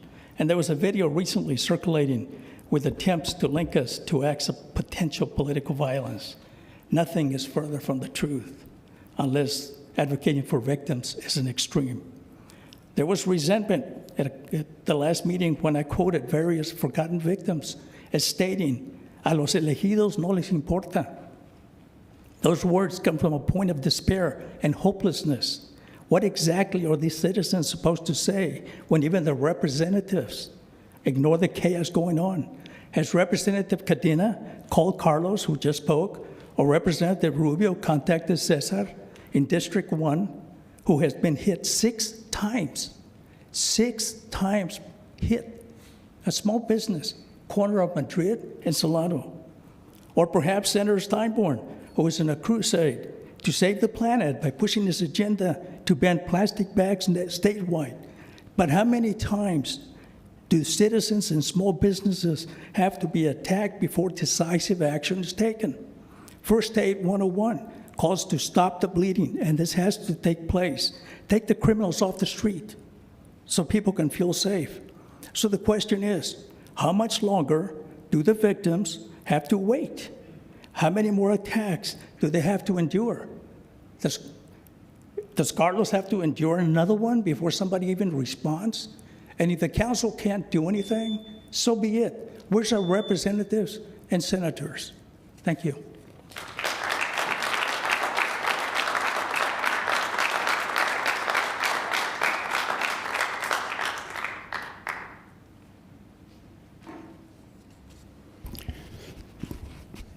City Council, Mr. Mayor, Mr. Peely, I too am a CCIA member, and I'm Excuse me, sir, I need you to state your name. My name's Michael Potts, and I'm really not an extremist as far as that goes, but I wanted to talk to you about the continued crime wave that we seem to have here in Las Cruces. I went into PetSmart last week to get an item, and I noticed that they had a plywood sheet covering a spot where one window used to be. And I asked a gentleman there that worked there what happened, and he informed me that the homeless population doesn't have anything better to do. And I look around while driving through Las Cruces, and I see multiple windows with plywood sheets up. I see the citizens are being accosted and attacked in broad daylight. The lady that was attacked last week thought the person attacking her was a homeless person. Now, we have 2 or 3 homeless shelters in Las Cruces. We have the Mesilla Valley Community of Hope with Camp Hope, the Gospel Rescue Mission, and the Holy Cross Retreat Center that has a new mission which is welcoming the undocumented. With the problems at our southern border, I'm sure there are a lot of undocumented homeless people that now wander the streets and the alleys of Las Cruces. Now, these places provide shelter for the homeless people in Las Cruces. And those that do not use these shelters are usually people that do not want to abide by the rules our society has in a place or are trying to avoid the law. And I would remind you that you are responsible to make sure that the rules of society in which we live are followed. And I'd offer you the following suggestion. Just create an ordinance that requires our homeless population to be in their tents or shelters by 10:30 each evening. There's absolutely no reason for them to be wandering around in the city after 10:30 at night. And I suggest you hire an IT student from either New Mexico State University or use your own IT shop to create a database registering all the homeless people in this city. If they're found wandering around after 10:30, they should be given one warning by the police and taken back to where they should be. And a second time found wandering around, they spend the night in jail. And the third time that they're out, you put them on a bus and you send them out of here. And I know that is really extreme, but I don't know what else you can do about that.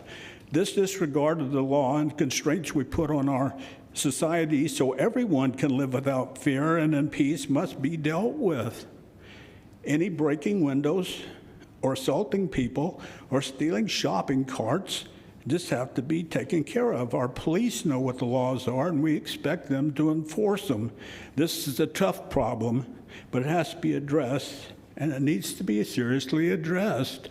I think the mayor had dealt stuff with homelessness before, but I haven't heard too much about what the efforts are on that. But we have to deal with this, and it's up to y'all to deal with it and take care of our problem. Thanks. I appreciate your time. Thank you, sir.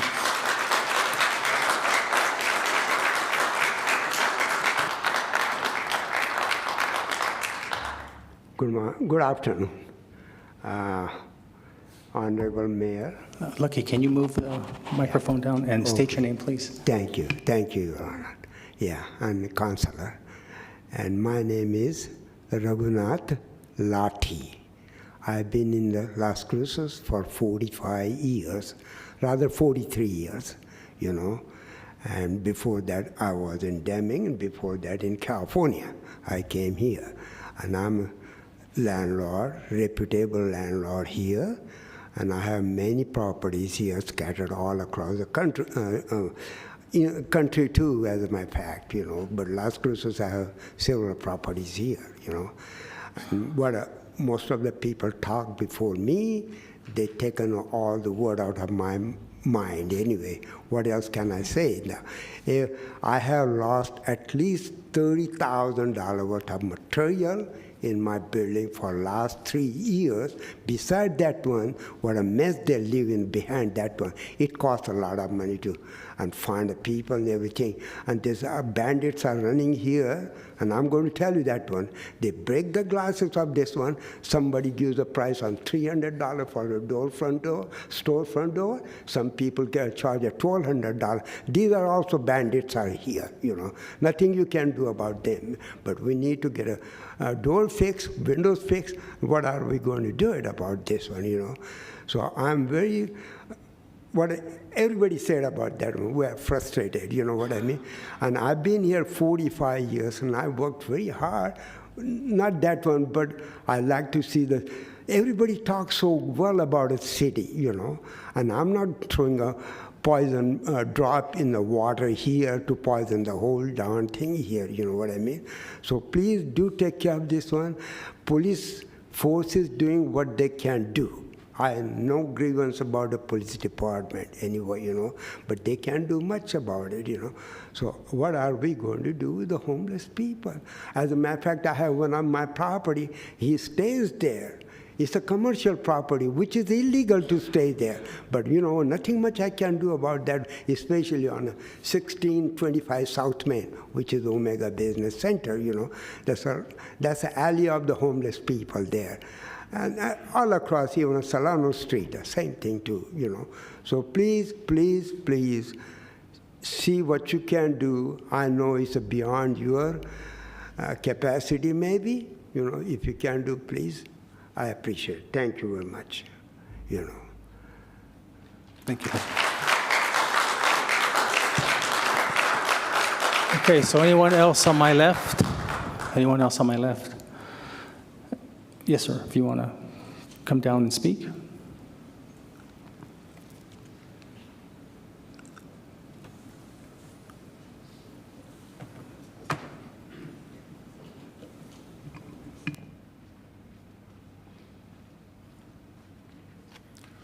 Hello, Mayor, councilors, City Manager.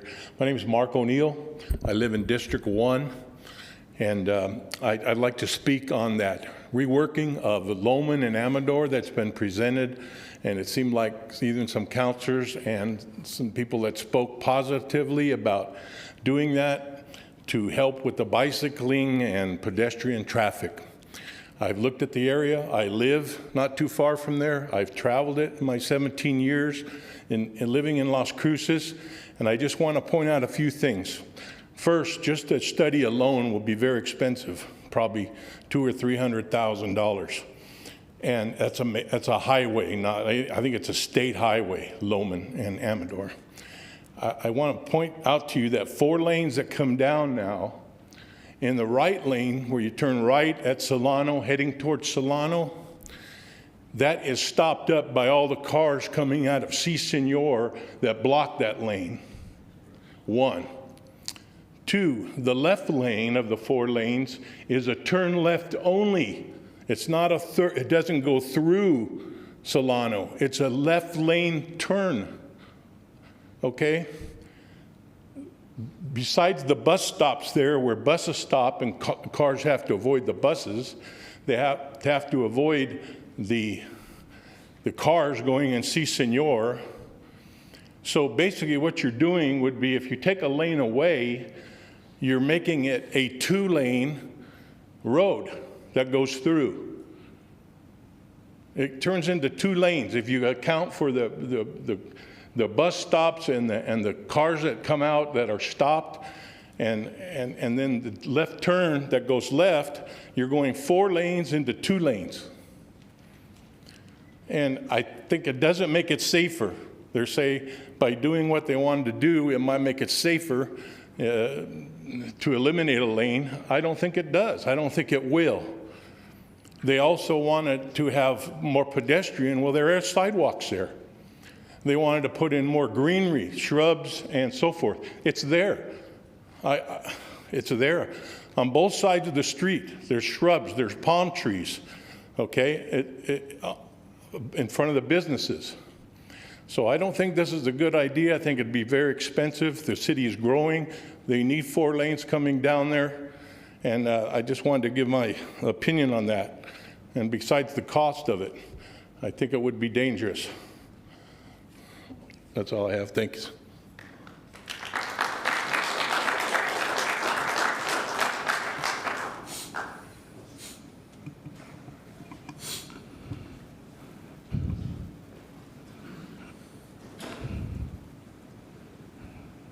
So tell me, Peter, why are you wearing your helmet? You just... I was going to tell you. I will, for the record, say that I'm Peter Goodman. I don't always admit that. I put the bicycle helmet back on because I bicycled here, and I do not agree with the folks who say you should not study alternatives. Bicycling here today at 103 is probably insane, but we're getting these 103 days after 107 days, partly because of climate change. And we need to look at all the alternatives we can for surviving and not making the situation worse. I will say my wife won't even drive on Loman already. It's too crazy. But I think you should do those studies. On the other problem that's being discussed, I don't have an answer or purport to have an answer, but I think you are in, and I want to thank you for what you do to try to help people who really need it. But Carlos and the other lady are among them, and we need to do better by them. I don't know how, but I think we need to put together a task force to look at new ideas. Mr. Potts's idea would be wholly unconstitutional, just dead on arrival. Whether it's a good or bad idea in a practical sense, a lawyer would tell him, nah, ain't gonna happen constitutionally. I think it's unfortunate that a lot of the proponents of helping out people like Carlos, who do need your help, are also espousing a lot of national and state politicians who aren't helpful. There's something ironic about people standing up and saying you ought to do more to take care of a veteran's monument, which maybe you should. I'm not very involved in that issue. At the same time, you're doing a whole lot for a lot of homeless people, some of whom are veterans, and doing things that a lot of the conservative folks in at least the national and state political elements wouldn't be doing, wouldn't be approving of. But I do want to express a lot of sympathy, empathy for Carlos and the other lady whose name I forget, and suggest that you really need to put on a full court press. That doesn't mean go crazy and do unconstitutional things or have vigilante groups or anything else. But we need to think outside the box and work on this one. Thank you. Okay, so everyone on the left's finished speaking? Before I go to the right? But before I go to the right, I'm going to just say something to many of you who came here and expressed to council that you feel that maybe enough is not being done. I just want you to know a couple things. One, of course, the Las Cruces Police Department is doing everything within their power to catch these perpetrators. When they arrest them, sometimes they go to detention center, and depending on the judge, they're released. And if it's under a certain amount, usually $1,000, that doesn't rise to a felony. It's up to our local judges what they're going to do with them, and usually they're released. So I have a business about 50 yards away from Carlos, and I just want to let you know I'm not immune either. I wrote down some of the things that have happened. So on 2 different occasions, maybe not as bad as Carlos, yeah, someone does their business on the side of my wall. I've had my it's technically the back door, which is the more expensive door, broken, and that glass is not cheap. I've had 3 windows broken. In fact, one of my workers were in my office the other day, and he says, did someone shoot here? I go, yeah, it's been shot at. I'm waiting for them to really do some more damage before I replace it, because it seems like every time I replace it, and I tint it, it gets shot at again. So I just leave it at that. Fortunately, my wife had me move where my desk is, so I'm not in a line of fire, so to speak. It's been graffitied. This one's a new one. When my truck is parked, I just had I'll just call it, for the lack of a better term, well, I won't say nothing. Just this person just took a rock and just thought they'd just break my windshield. And, okay. I've had 2 or 3 cameras stolen, and they're up high. They had to have used a ladder, maybe a ladder on top of a truck. And my shed, I don't have a shed anymore. Was getting broken into. They took so many things, all my tools. I mean, it just was. And they found some old checks that probably date back 20 some odd years. I didn't even know were there. The account is closed, and they caught him in El Paso writing some forged checks. Fortunately, the check cashing people called me and asked if this person works for me, and I said, absolutely not. So I feel your pain. I really do. I understand it. And believe me, I don't like it either. It's cost me several thousands of dollars as well. And I do not use the city funds. Okay, I just want you to know that. We're doing everything we can to figure this out. You know, I've been in politics in local office for over 30 years. I have never seen it like this. And it's not just our town. It's every city.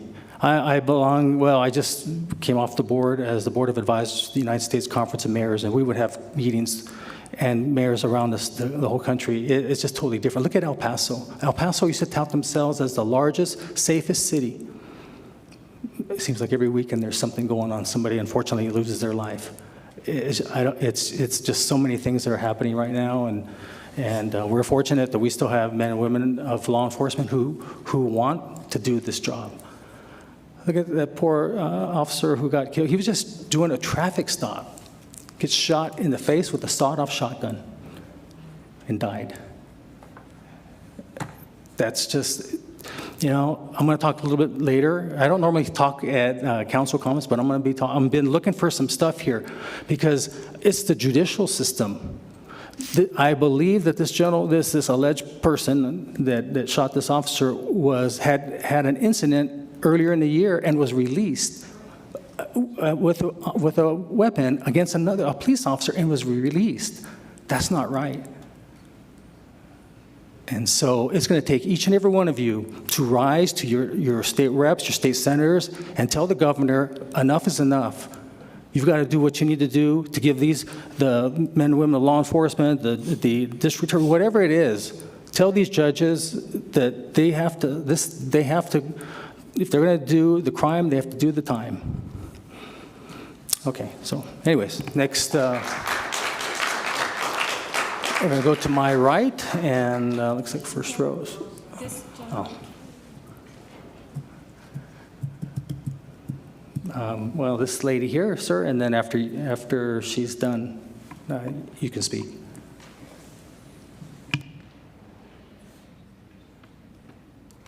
Good afternoon, Mayor. I'm Tammy Pickering. I've come here before, and I've talked before, and I appreciate your comments. And I think as a group, we appreciate your comments. I agree that something can be done, and I agree that if we as a community come together and we speak very loudly to our senators, to our congressmen, to whoever we need to talk to, but that we have to do that as a group together, that we can't do it individually, we can't stand alone, we can't be silos, that we have to stand together united. And I believe that we agree with that as a community. We all agree this needs to stop, and we need to stand, and we need to find some sort of solution. And I agree with Michael, like a task force or a work session in which we throw out ideas and we begin to work through the ideas and find an answer. That's it. Thank you so much. Thank you, Tammy.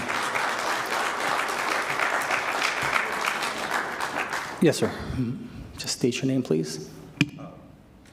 Richard Barella. You've been addressing street crime and homeless people, and that's true. But we also need to address blue-collar crime, okay? Aiding and abetting, harboring, and basically empowering, okay? And that needs to be addressed as well. I mean, there's criminals of all stripes. Thank you. Thank you. Okay, so no one else on my left, right? Correct?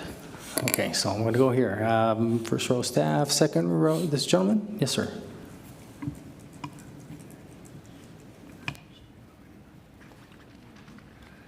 My name is Kevin Armstrong. I've been a resident since June of 2007. I wanted to make some comments about a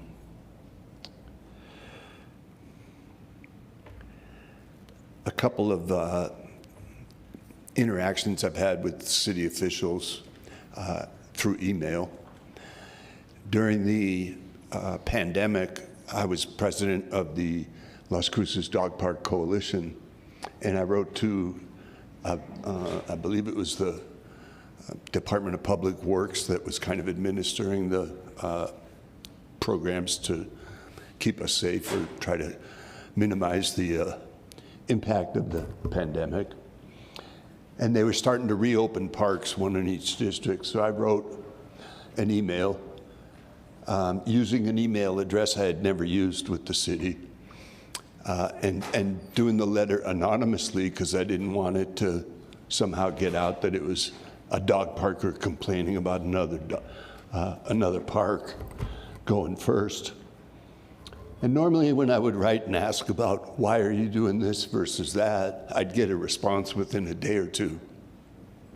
This one took a week, and when it came back, it wasn't addressed to my email address.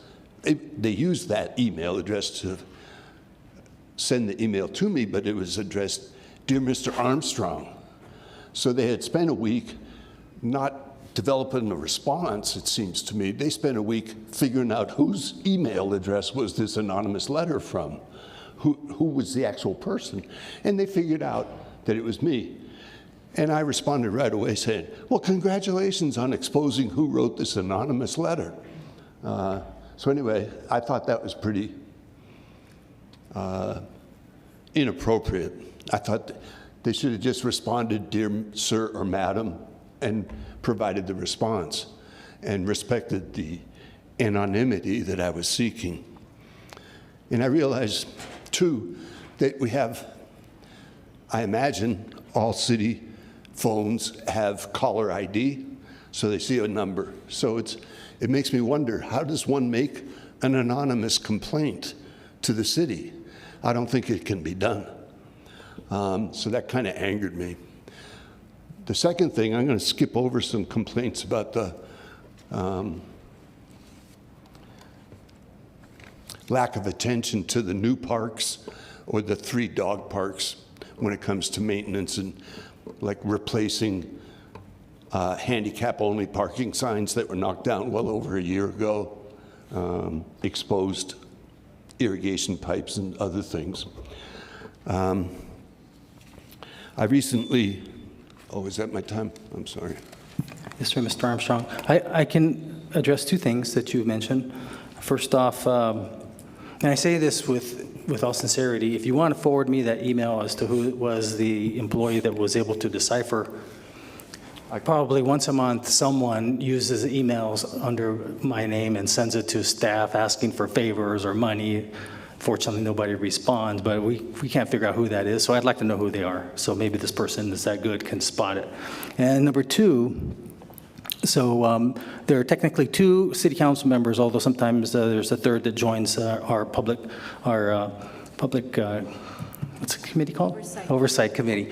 There is a anonymous. We don't know who it is. We see the complaints that are coming in on the hotline. We hear them. We don't see them.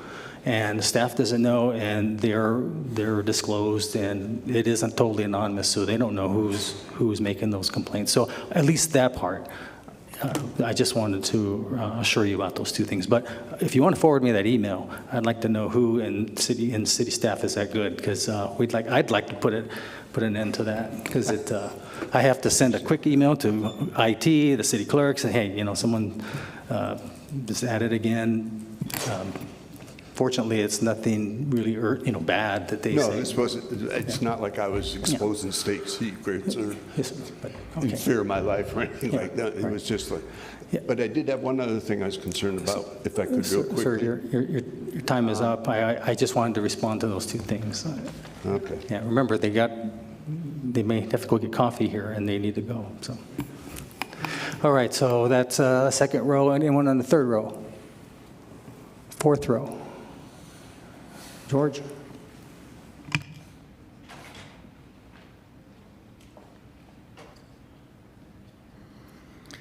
My name is George Pearson, and I'm president of Cruces, a local biped advocacy organization.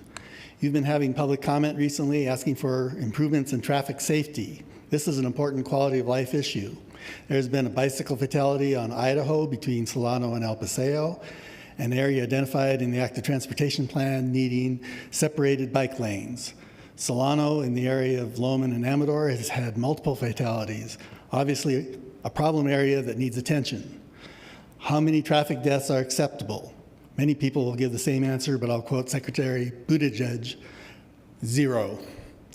We've taken some small steps in Las Cruces, but we need to take much bigger steps. This could be something the TSI PRC takes on, or maybe we need a Vision Zero task force to more directly tackle the problem of traffic safety in Las Cruces.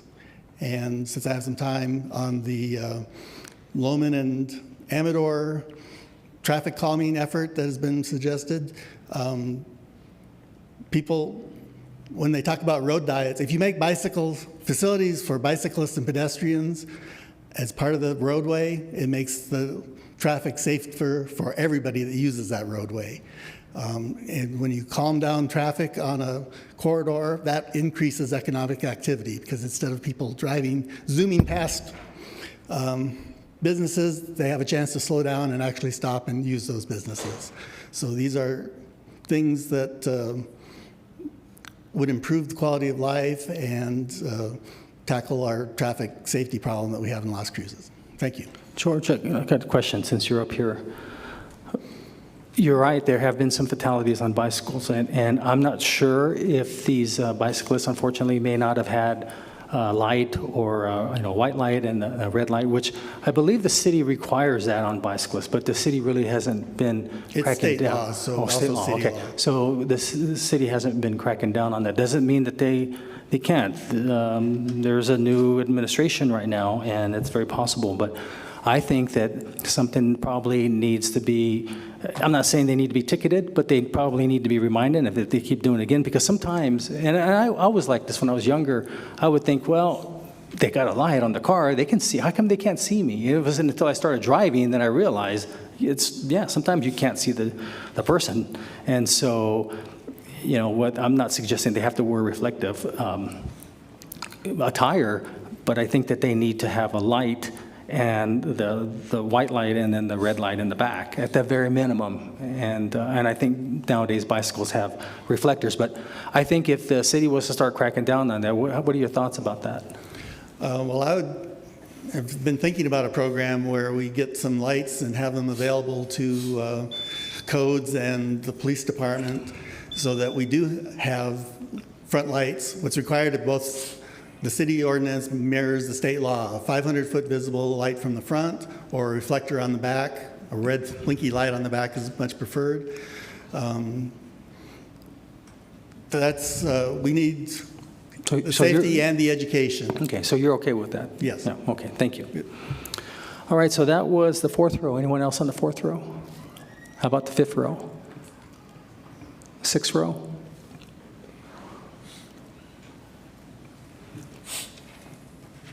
Sarah, were you going to speak also? If you want to come on down, that'd be fine. You're not? Okay. No, I restricted fluids, so I have a leg cramp. Okay. Do you need to go? No, she can't go. Okay. She can't go. My name's Clarice Francis. I'm with the CCIA, and I'm just a citizen here of Las Cruces, and I want to tell you, all of you, how much we appreciate what you do. We just made a trip to Valdosta, Georgia, and while there, we helped my son set up for a 4th of July fair that he was selling some of his things. And in the process of that, we met one of the city council members of Valdosta. And he was talking about how for a little while, they had a little bit of crime here and there, here and there.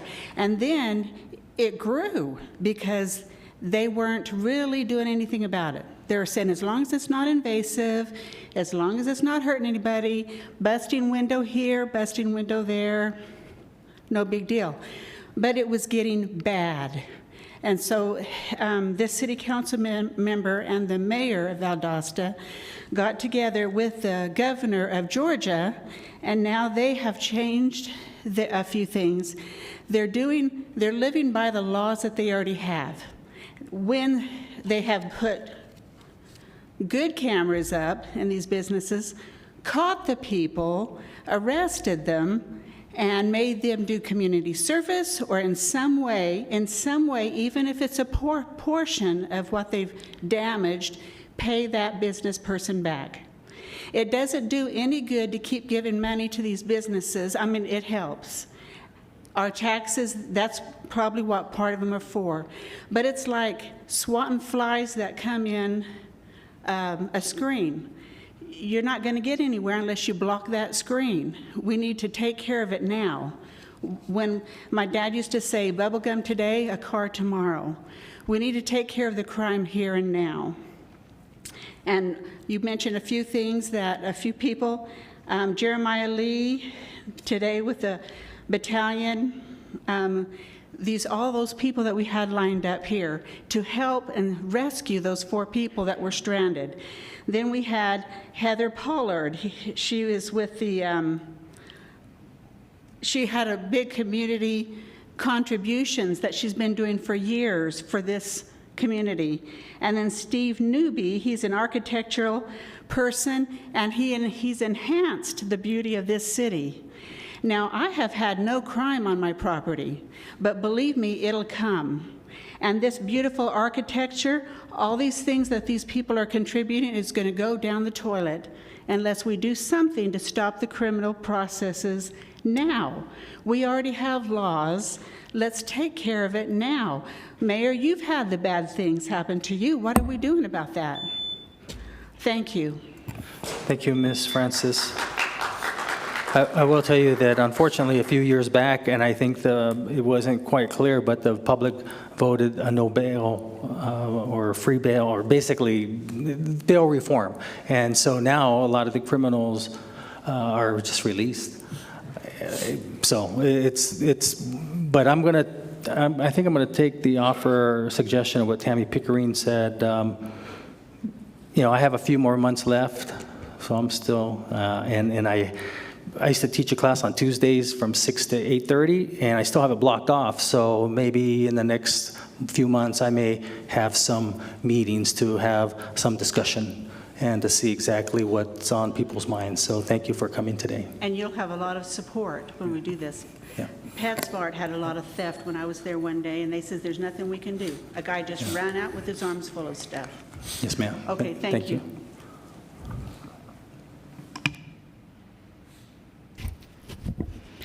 City Councilors and Mayor, my name is Sarah Smith from the New Mexico Freedoms Alliance. Several of you have expressed concern that people think you do not care about the many victims of crime in Las Cruces. I think it is clear that you do care, but I do wonder whether you care enough to be willing to consider trying something different. All across the city, we're seeing signs that what is being done now is not working. We're seeing increased property crime, with businesses and homes being vandalized, windows being broken, people's property being taken, and vehicles being stolen. We're seeing more homeless people camping out at businesses and homes, approaching people asking for money, scaring children, threatening people, and leaving trash and feces all around.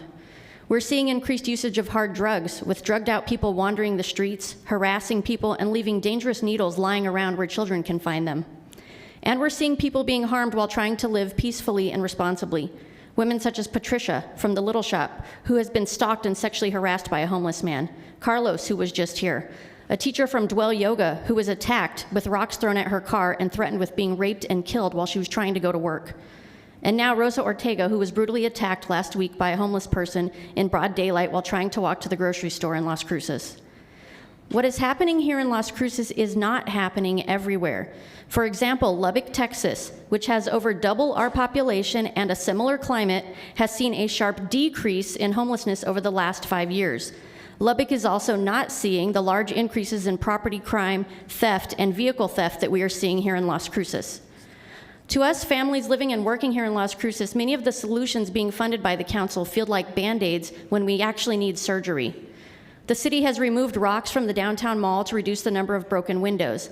The city is proposing to provide hygiene stations in neighborhoods where homeless people can use the bathroom and shower. The city offers money to businesses to help them repair their broken windows. Meanwhile, the attacks continue. And the city spends hundreds of thousands of dollars towards providing housing for homeless people, but without any requirements that people be off drugs, so that there have even been several drug dealers living at the Desert Hope Homeless Housing Project, which was partially funded by the city. Do you care enough to be willing to fund other approaches? Lubbock's decrease in homelessness is largely a result of their programs, which provide temporary shelter for a maximum of 6 months for people who are required to be off drugs and working towards independent living. Boulder, Colorado has a ready-to-work program which has a drug and alcohol-free shelter with a focus on job readiness training and skills for becoming independent. After 1 year, people graduate from their program ready for employment and permanent housing, and their program has a 74% success rate in having people maintain employment and be independent. These are just some examples of approaches that are working better elsewhere. They are resulting in improved, rehabilitated lives for the homeless people so they can become responsible, beneficial members of the community. Do you care enough to try similar approaches here instead of continuing to focus on housing first? Thank you.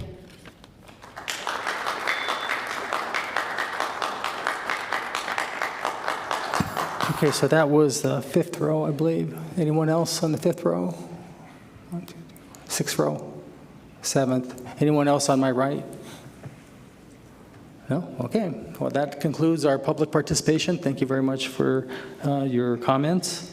And so now we're going to go to acceptance of the agenda. Move to approve, Graham. Seconded, Corrin. Motion made by Councilor Graham, second by Councilor Corrin to approve the agenda as presented. Teresa? This is on a motion to approve the agenda, to accept the agenda as presented. Councillor Abeyta is absent. Councillor Graham? Yes. Councillor Bencomo is absent. Councillor Curran? Yes. Councillor Flores is absent. Councillor Gondeta? Yes. Mayor? Yes. Thank you. Okay, so now we're going to go to item 7.1, Resolution 24-011. Move to approve, Graham. Second, Corin. Motion made by Councillor Graham, second by Councillor Corrin, and Josh Safel will be presenting. Safel. So.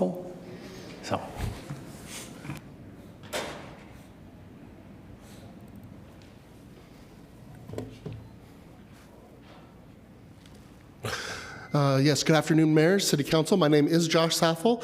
I'm the accounting supervisor for the City of Las Cruces. I would like to bring forward this resolution to approve the DFA quarterly report for the period ending June 30th, 2023. Just a little background on this. Part of the law, Section 6-6-2 of NMSA 1978, so part of state statute requires that we as a municipality located in New Mexico are required to provide periodic financial reports to the Department of Finance and Administration Local Government Division. And of course, we do provide those reports on a quarterly basis. Now, the resolution, as we spoke about, that statute also requires that the fourth quarter financial report that we provide them also be approved by the council. And so that's why we're bringing the resolution to you today.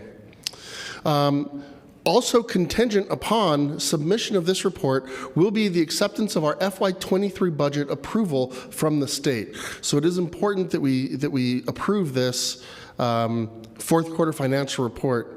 And the deadline for that submission is going to be July 31st, 2023. So we have until the end of this month. Of course, the purpose of the report is that DFA utilizes these reports to determine several important things. One, we of course prepare a budget on an annual basis, and so DFA wants to make sure that the city is of course in compliance with that budget, with what we set forth in the budget. And so this reporting that we provide shows that we are in compliance with that budget. Also that we're operating within that budget as well. And so, of course, the fourth quarter financial report does indicate that the city is within budget and in compliance with the budget that we have presented to DFA. Just a few preliminary results of that report. These report numbers were reported as of July 11th, 2023. That was when we first closed the month of June, and so these were the first time we had numbers for that period. We're showing for fiscal year... I was wondering if this was a joke or if you were going to catch it. Huh. Yeah. I do apologize. Let me see. Okay.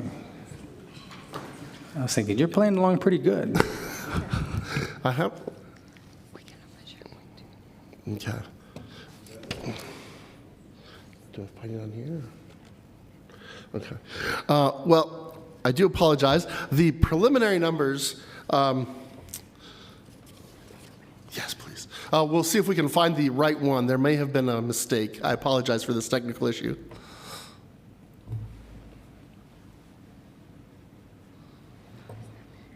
So that's the only one. We're just fortunate that Councilor Flores is not here. So that's... Go ahead. So the preliminary results, as reported as of July 11th, we had in the general fund revenues of $157,835,472. We had expenditures of $120,649,966.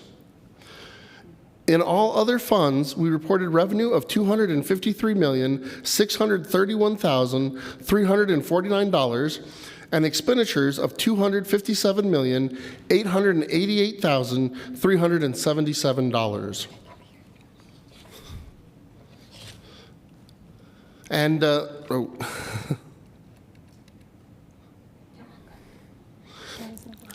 and so, of course, the council options are displayed now on the screen, and I will stand for any questions. Thanks, Josh. Questions? I was listening, but clearly not listening to the numbers enough. Is there a line on the chart that's provided in our packet that we can look to that includes these? Yes, there is. Okay, is it the last line, I think? Or at least one of the numbers on the last line was, you said. It's actually, good afternoon, my name is Maria Sanchez, Accounting Supervisor, and it's part of the Exhibit 8. Okay. If you look at your So pages totals, 5 and 6 Yes. or in this item. Okay, thank you so much. That's what I just wanted to check and make sure. Okay, no questions. How about members of the public? Seeing none. Christine? This is on the motion to approve Resolution 24-011. Councilor Abeyta is absent. Councilor Graham? Yes. Councilor Bencomo is absent. Councilor Cran? Yes. Councilor Flores is absent. Councilor Gondara? Yes. And Mayor. Yes. Okay, thanks, Josh. Thank you. Item 7.2, Resolution 24-012. Move to approve, Graham. Second, Gondara. Motion made by Councilor Graham, second by Mayor Pro Tem Gondara. Viola Perea will be discussing or presenting. Oh goodness, how do I get back to the presentations?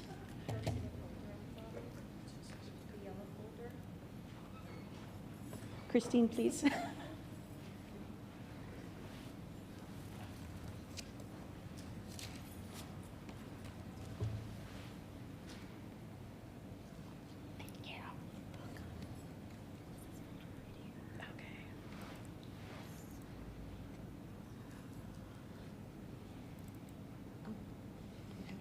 One more up there. He's going in there and changing stuff.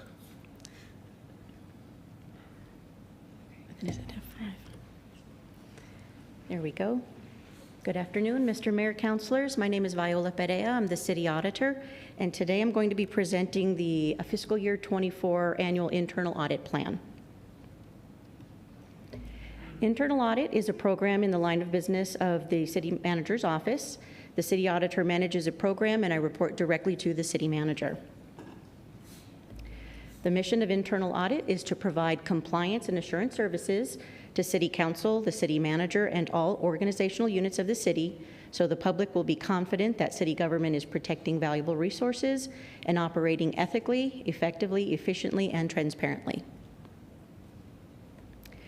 Our accountability and government ordinance was designed in 2018, and it was created to further the mission of the city and align internal audit with best practices. It requires the Office of Internal Audit to be sufficiently independent with no interference or influence that will adversely affect our independence or objectivity. The ordinance requires the city auditor to submit an annual audit plan to the Oversight Committee for review and comment, which we did during our June meeting, and it requires at least quarterly status reports to the Oversight Committee.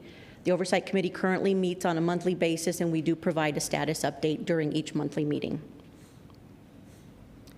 The ordinance requires the annual audit plan to be approved by City Council by resolution, and during the course of the year, it is possible that our plan could be modified if an issue was to arise, but we'll only amend the plan during the year after review from our Oversight Committee. In order to complete our our plan, we put together a risk assessment process.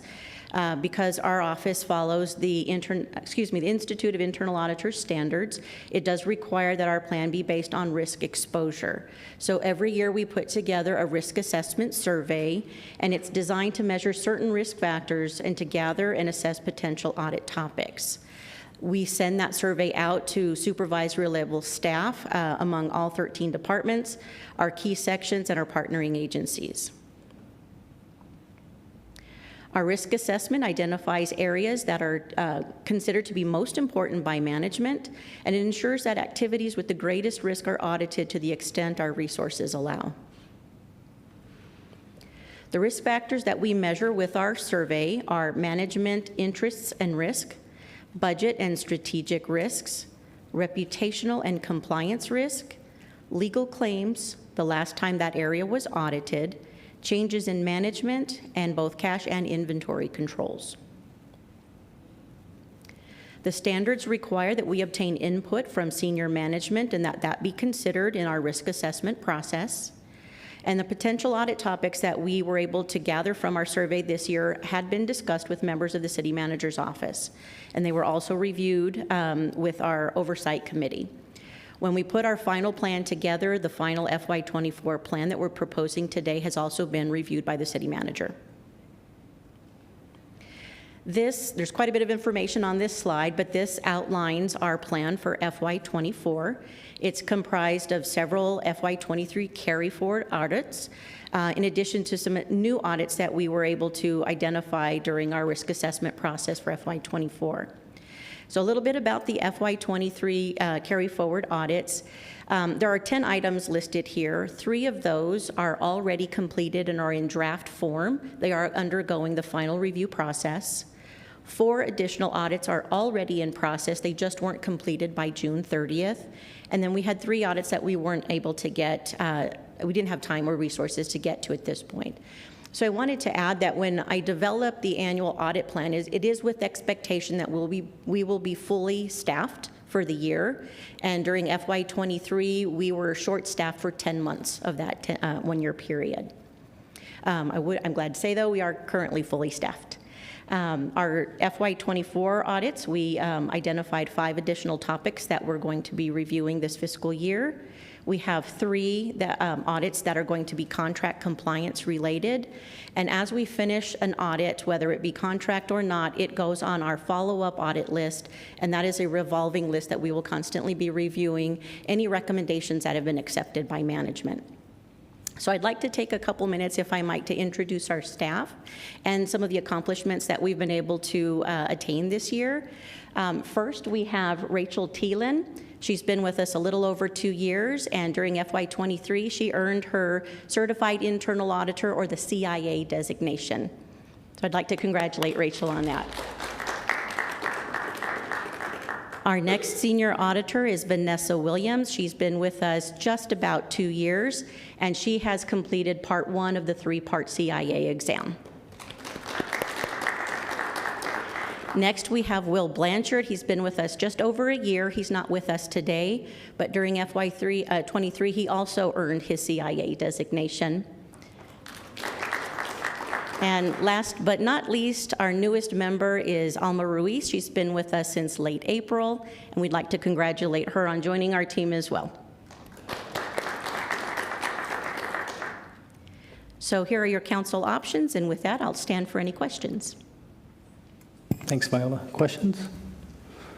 Members of the public?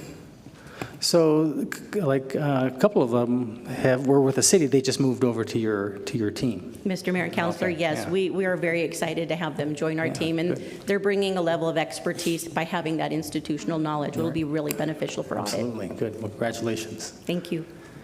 And that's an interesting designation, the CIA The designation. CIA. Okay.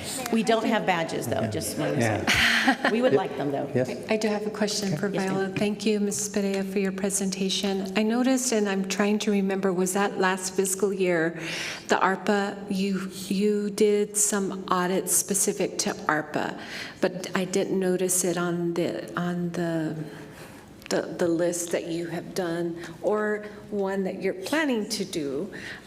Is there a reason for that, or could you do ARPA just to prepare for when we close everything up as the year, the following year, right? We should be using all the money, I think, right? 24? That is correct, Yeah. Mr. Mayor and Mayor Pro Tem Gandara. I wanted to point out that the ARPA audit, so last year, let me rephrase this a minute. Next month, we're going to be presenting to council with the recap of our FY23 work that has been completed. Okay. And there will be some information on the ARPA work that we did during last fiscal year. Additionally, under the FY24 scheduled audits, number 5, the ARPA funds payment requests. I didn't see it blended all into the, yes, thank you. There's a lot of information on here. Yes, it's in your thank you. packet, a little Yeah. bit more organized. Yeah. But we will be coming back this year and looking at that first appropriation that has been Okay. requested and make sure that we are in compliance with the contracts that we've developed Very for those good. ARPA funds. Thank you, Viola. Thank you, Mayor. Okay, so if there's nothing further, Christine? This is on the motion to approve Resolution 24-012. Counselor Abeyta is absent. Counselor Graham? Yes. Counselor Bencomo is absent. Counselor Cran? Yes. Counselor Flores is absent. Counselor Gondeta? Yes. And Mayor. Yes. All right, so next is 7.3, Resolution 24-013. Move to approve, Graham. Second, Corin. Motion made by Counselor Graham, second by Counselor Corrin, and Kathy Matthews will be presenting. Good afternoon, Mayor and Council. Thank you very much. My name is Kathy Matthews. I'm the landscape architect with Parks and Recreation. And this afternoon, I want to present a resolution regarding an agreement for design and construction of a neighborhood park at the Metro Park Village Phases 4 and 5 subdivision. This aerial photo illustrates the location of the park in Metro Park Village Phase 4, and it's along the Sirocco Avenue, intersecting with Sonoma Ranch Boulevard. The phases 4 and 5 total 132 single-family home lots. With a park impact fee of $2,600 per lot, that brings the total for these two phases of the subdivision to $343,200. That park impact fee we're proposing in the agreement to be devoted to pay for the design and construction of this park through an agreement with the developer. And I want to note that the land that the park is situated on is 1.4 acres approximately, and that land is to be donated to the city from the developer. The $343,000 pays for the park improvements and the design of those improvements, but not for the land. That's a donation. Some of the features to be included in this park include native and drought-adapted plants, so that we're making sure to use our water resources efficiently. Shade structures, picnic tables, benches, other kinds of site furnishings, trash receptacles, doggy do-bag holders, etc., are to be included. Walkways are included throughout the park, including gravel walkways and also concrete walkways to allow full accessibility. There is an open play space turf grass area to allow people to enjoy that kind of amenity that doesn't always happen in our yards. Stormwater harvesting is also included, and by that I mean that there are areas within the park that are depressed, so that stormwater that falls within the park stays within the park and is harvested and used beneficially for the plants that are included as part of the park improvements. And then the big feature is our skate park features, namely a skate spot. So the Parks and Rec Department and Council, of course, committed to including skate spots throughout the city, and this is one of those that's to be included here so that skating opportunities are distributed throughout the city, not just at our skate park on Hadley. So this park includes those kinds of features. And I wanted to show you the plan for the park, and at the top of the illustration is Sirocco Street. Across the street from this is another park, it's Tower Park. And so these two are connected by a mid-block crossing that can bring folks from one park to the other. There are walkways throughout the park, surrounded by native and drought-adapted plants. There's a play facility, including swings, a slide, and other kinds of play elements for folks to use. There is an open turf space adjacent to a picnic area. And then, of course, the main feature of the park is the skate spot. So with that, I would like to present your options, and I'm open for questions. Thanks, Kathy. Counselor? Thank you. Thanks, Kathy. I appreciate that. This is sort of a question just so that you can share and we can I know that you're thinking about this all the time, so thank you as always. This park is in my district, as many of the new parks are, enabled in part by park impact fees because of rapid home development, primarily single-family homes, though not exclusively. I'm just wondering if you can talk about the evolution of park impact fees, because the reality is it's, I would argue, fundamentally unfair that my district gets more parks. And I mean, I'm happy, and the people in my district are happy to have parks, and I appreciate the thoughtfulness that you put into designing them, and that the developers are incorporating them. But I'm wondering if you might talk a little bit about how park impact fees may or may not, and you don't have to talk about this if you don't want to, but may or may not suit all the needs that we have as we increase park acreage, and how we can think about this differently. And again, I'm not saying I don't want a park, I'm saying yay parks, but also I understand that this creates a disparity, or this adds to a disparity that already exists that's important to articulate in these kinds of settings. So would you be up for talking about that? Thank you. Mr. Mayor, Councilor Curran, yes. Park impact fees are collected on new development. So as a property is permitted, residential property is permitted for development, park impact fee is paid as part of that permitting fee. That park impact fee is used to address increased need for level of service. So there's a level of service of parks established for our city, and as the city grows, those folks need parks as well. So park impact fees are used to address that need for parks. I am not prepared to address fairness or unfairness at this point in time, but we are currently studying our park impact fees and our land use assumptions, as we are required to do every 5 years. So that study is currently in process, and we anticipate before the end of this calendar year bringing that study to council so that you'll be able to see the results of that study and make a determination regarding the park impact fees and what level they need to be at. I hope that helps. Thank you. That does help, and I'm happy to talk about the fundamental things that I see that I feel like compelled to bring to the fore, and that is there aren't any new park impact fees in landlocked spaces where there aren't giant developments occurring. And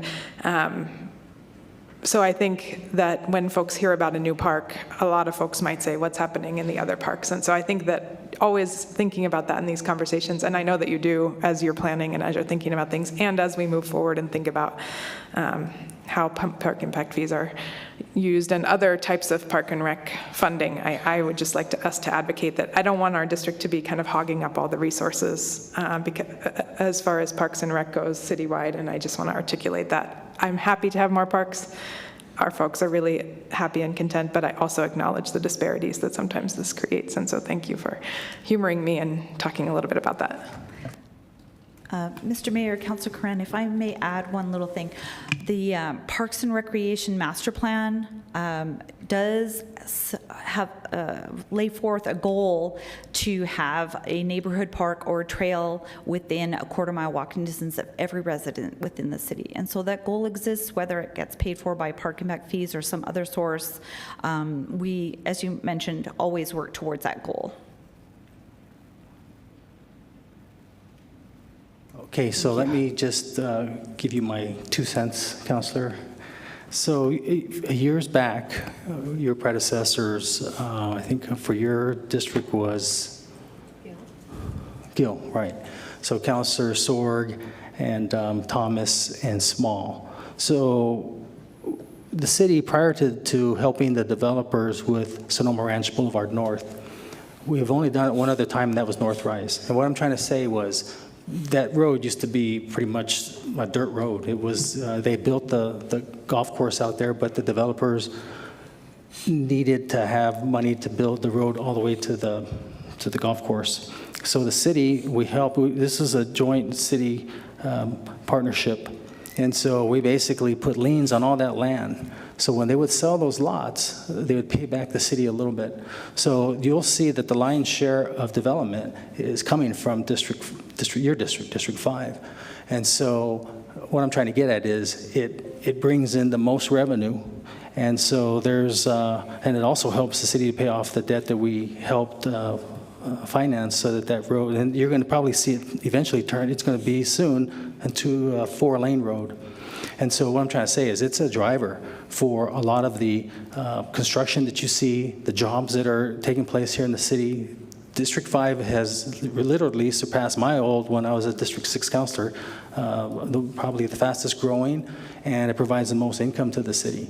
So it's imperative that district stay with as much amenities as possible.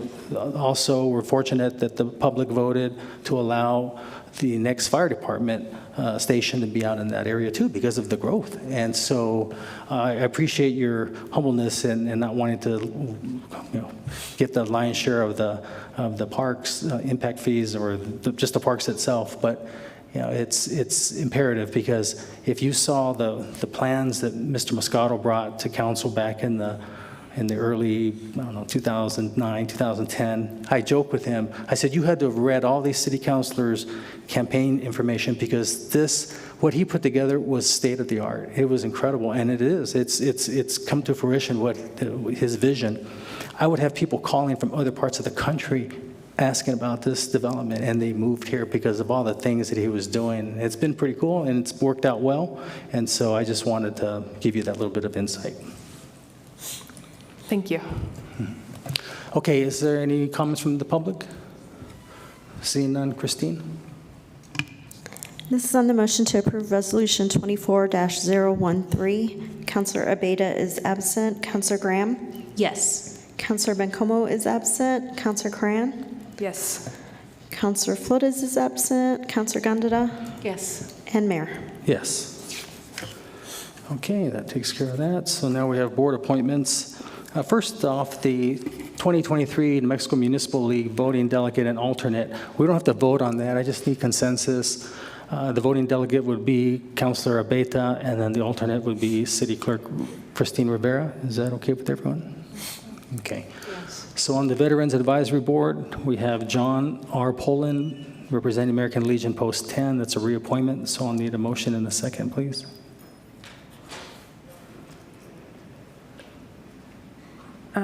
So these are all your appointments, Mayor? Yes. Okay. So that's a reappointment? Yes. I move to approve. Second. Okay, motion made by Councilor Cran, second by Councilor Graham. Christine? This is on the motion to reappoint John Poland to the Veterans Advisory Board. Councilor Abeyta is absent. Councilor Graham? Yes. Councilor Bencomo is absent. Councilor Cran? Yes. Councilor Flores is absent. Councilor Gondeta? Yes. Mayor? Yes. Okay, next is James Turner, representing VFW Post 10-12-4. That's a reappointment. Move to approve. Second, Corin. Motion made by Councilor Graham, second by Councilor Corin. Christine? This is on the motion to reappoint James Turner to the Veterans Advisory Board. Councilor Abeyta is absent. Councilor Graham? Yes. Councilor Bencomo is absent. Councilor Cran? Yes. Councilor Flores is absent. Councilor Gondeta? Yes. Mayor? Yes. Okay, new appointment, Frederick Madrid, Vietnam Veterans Association. So moved. Seconded, Corin. Motion made by Mayor Pro Tem Gondeta, second by Councilor Corin. Christine? This is on the motion to appoint Frederick Madrid to the Veterans Advisory Board. Councilor Abeyta is absent. Councilor Graham? Yes. Councilor Bencomo is absent. Councilor Cran? Yes. Councilor Flores is absent. Councilor Gondeta? Yes. And Mayor? Yes. Okay, next is James Ferguson, new appointment representing the Military Order of the Purple Heart. Move to approve. Seconded, Corin. Motion made by Councilor Graham, second by Councilor Corin. Christine? This is on the motion to appoint Jason Ferguson to the Veterans Advisory Board. Councilor Abeyta is absent. Councilor Graham? Yes. Councilor Bencomo is absent. Councilor Cran? Yes. Councilor Flores is absent. Councilor Gondeta? Yes. And Mayor? Yes. Too bad you didn't have that recorded, then you could just hit the recording each time. Okay, notice of proposed ordinances. I think we have one. Bring it forward. Bring it forward. Oh, sorry, Mary. You. Okay. That's Council Bill number 24-001, ordinance number 3043. Bring it forward. Okay, now, yeah, it's okay. It's all right. Somebody's got to go get coffee. Yes. So, all right, so I'll make my comments real brief on council comments. I was just, earlier you heard the members of the public, I'm looking for my notes here, what I do with them, talking about some of the crime that's happening. And sometimes I think that what we need to do, instead of, I wish we could direct a lot of the thought process as far as a review board, instead of a police review board, but more of a citizens review board to find out what exactly took place on bail reform. I really believe that when the public voted it, there was nothing that said anything about the Arnold tool. So the Arnold tool is something that the Supreme Court told the judges that they had to use as a means of whether or not they could stay in jail or not. And I think that, in my opinion, is unconstitutional. I don't think the Supreme Court makes laws. I think they just interpret it. And I think it's the legislature that makes the laws. And so I've been thinking, based on the comments that some of the residents here, I think I'm going to use my various Tuesdays, not all the Tuesdays, I'm still staying pretty busy, but I think I'd like to at least have some discussion with that. So I'm going to be looking at various Tuesdays between now and the holidays, I guess, and hear some comments on that, because I really think that that is where a lot of it lies. Because if the Supreme Court tells district court, hey, you need to follow this Arnold tool, which is like a litany list of like 15 things before they can stay in jail, that alleged shooter who killed that officer in Alamogordo would still be in jail, in my opinion. If that's, because I couldn't look for, I was looking for to find out, but I read somewhere where this person had been involved in an altercation and was released. That's just not right. So that's, I'm going to do my best to find out, get to the bottom of that one. Mayor Pro Tem? Thank you, Mayor.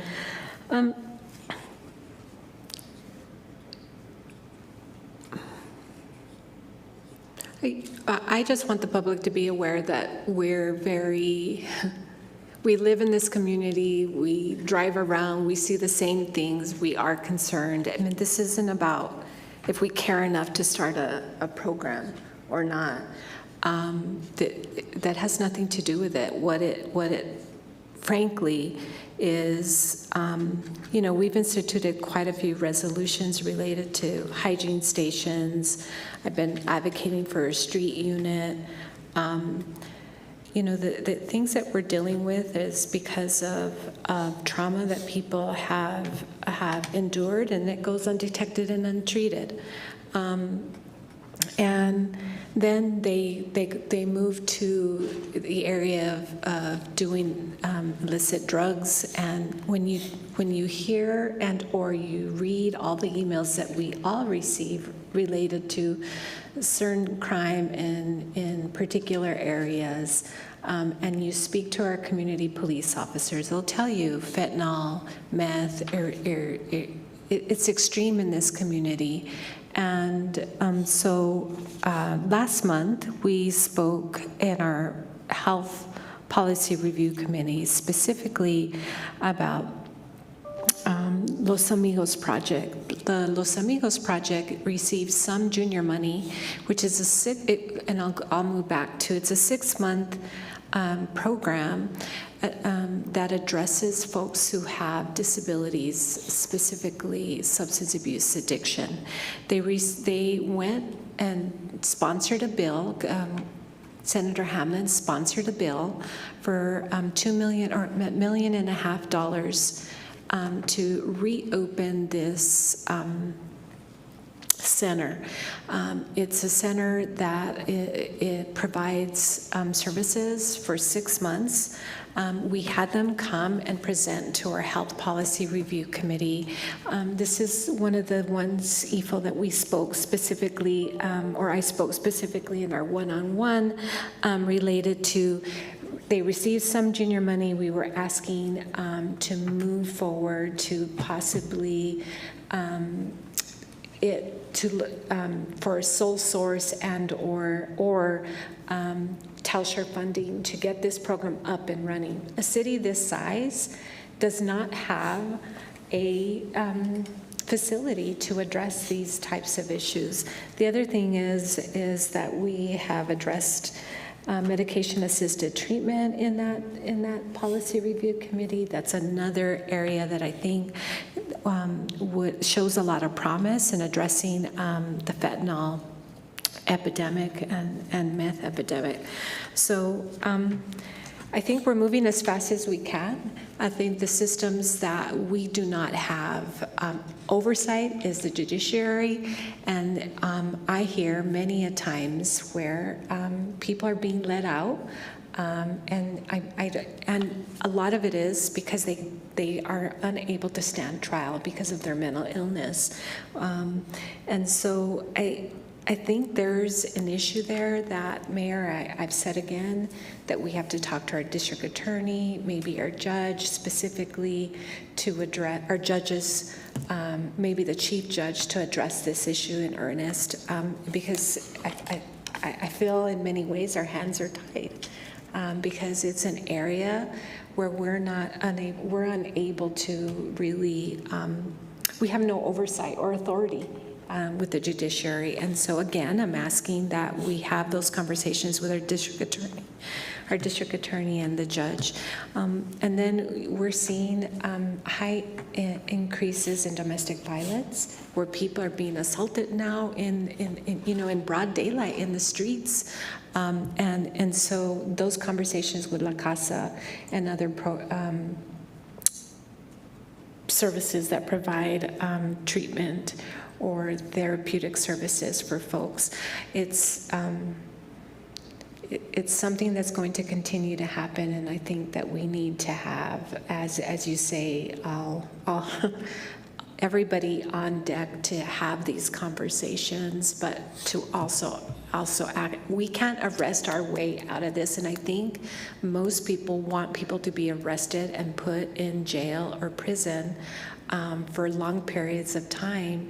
And it's been my experience that people who sit in jails and prisons don't get the rehabilitation that's lacking in those facilities. So again, I feel like I'm speaking to the choir, but I don't think this is about do we care enough to start a different program.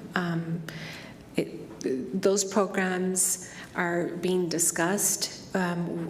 We, as flush with money as the state is, for the second largest community in the state, not to have a drug treatment facility in this community it's unconscionable in my opinion. And so maybe it's bringing our state legislators to the table to have really frank conversations about how we address these issues moving forward.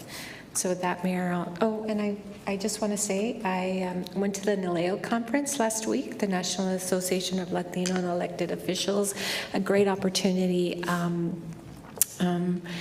with a number of seminars throughout, some fentanyl in schools, kind of infrastructure, water, climate change, those sorts of things. So the networking was fantastic. We got to hear from some presidential candidates, and I was just happy to be a part of that. So with that, Mayor, I'll turn it back over to you. Thank you. Okay, thank you. Councilor Corrin? Thank you. I just wanted to thank Chief Story and Officer Castañeda for the ride-along that I got to participate in last week or the week before. It was really illustrative and interesting, and I appreciated the courtesy that Officer Castañeda extended, and Officer Story, thank you for, or Chief Story, thank you for setting that up. So one other note really quickly, we do have a Transit Advisory Board meeting coming up this week on Thursday at sorry, I'm all confused in my calendar. Okay, here we go. At 3 p.m. upstairs in the second floor. So as folks, those are quarterly meetings, and I think that if folks have interest in what's happening with our Roadrunner Transit, that's a great place to join. So I invite you to join me there. And the last, I think I'll keep it short. So that's it. Nope, I'm good. I'm good. Thanks, I'm good. So were you in a supervisor's car or in the actual, the responding officer's car? I was in the responding officer's car Okay, for a whole you shift. did get the, In my you wear a bulletproof vest?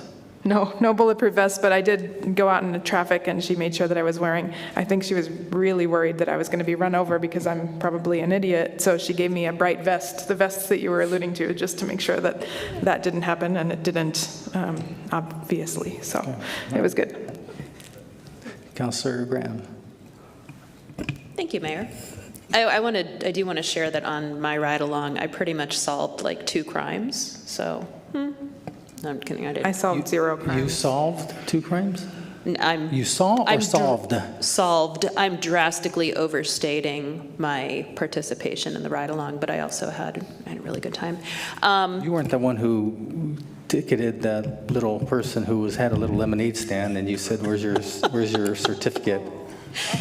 No, shut him down, right? But I feel me like 20 plus or 20 years tops away from being that kind of fish shaking bad neighbor. But no, in all seriousness, just a quick thank you and a quick recommendation. Speaking of parks that aren't in District 5, as we were earlier, I wanted to thank Robert, Kathy, who was here earlier, Franco, Ikani, and some outside city team members for a great initial discussion about replacing the playground at Valley View Park. I walked away, I think my quote was, "My heart is full." So I wanted to thank everyone for being receptive to the ideas we're bringing forward and looking forward to getting that process going. And for recommendations, on Saturday, I went and checked out the Origami in the Garden, Transforming Paper to Sculpture installation at the Las Cruces Museum of Art. Highly recommended. Go see this show. And I think, no spoiler alerts, but the best part for me was every piece, where you look at the little origami piece, has an accessory that shows you what the paper looks like unfolded, which was, I just thought that was such a cool detail to include, and was like a really meaningful metaphor about, there's like what's presented on the outside, and then there's the mess of folds and creases that we are on the inside.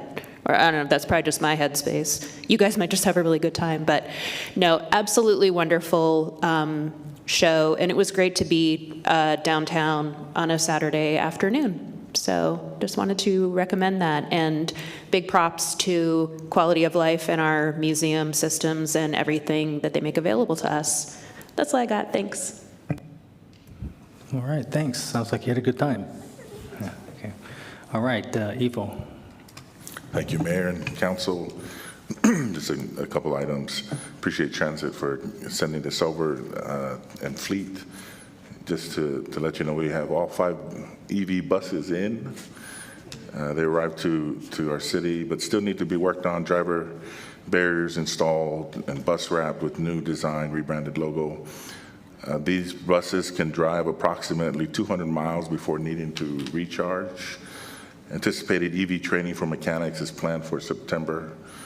And then the EV infrastructure charging area, the construction is expected to be completed by September. So once we have that all in place, we should have our buses in operation. And then just to let you know, Chief Story notified me that our speed van presentation is ready to go. We'll look at the next available work session. To be probably the work section after next if there's open spots on the agenda, but that was brought up last time and just wanted to report back on that. And then just wanted to, I know we all expressed our condolences and our regards to the officer in Alamogordo. I appreciate Chief Story and his department reaching out. He notified me on Saturday what had happened, and so I took liberty to call the city manager and offer resources as well. He had already offered resources as well on behalf of the city. So just to let you know, we've offered and any support that the city is and resources that they're welcome to call us. But appreciate Chief Story notifying me of that. That's all I have, Mayor, Council. Thank you. Okay, thank you, Ivo. Appreciate that. So if there's nothing further, entertain a motion to adjourn. So moved, Graham. Is there a second? Yes, second, Corin. Okay, motion made by Councilor Graham, second by Councilor Corrin, that we adjourn. Christine? This is on the motion to adjourn the meeting. Councilor Beta is absent. Councilor Graham?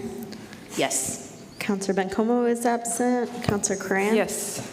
Councilor Flores is absent. Councilor Gondeta? Yes. Mayor? Yes. Okay, we are adjourned. It's 3:45 p.m. Thank you.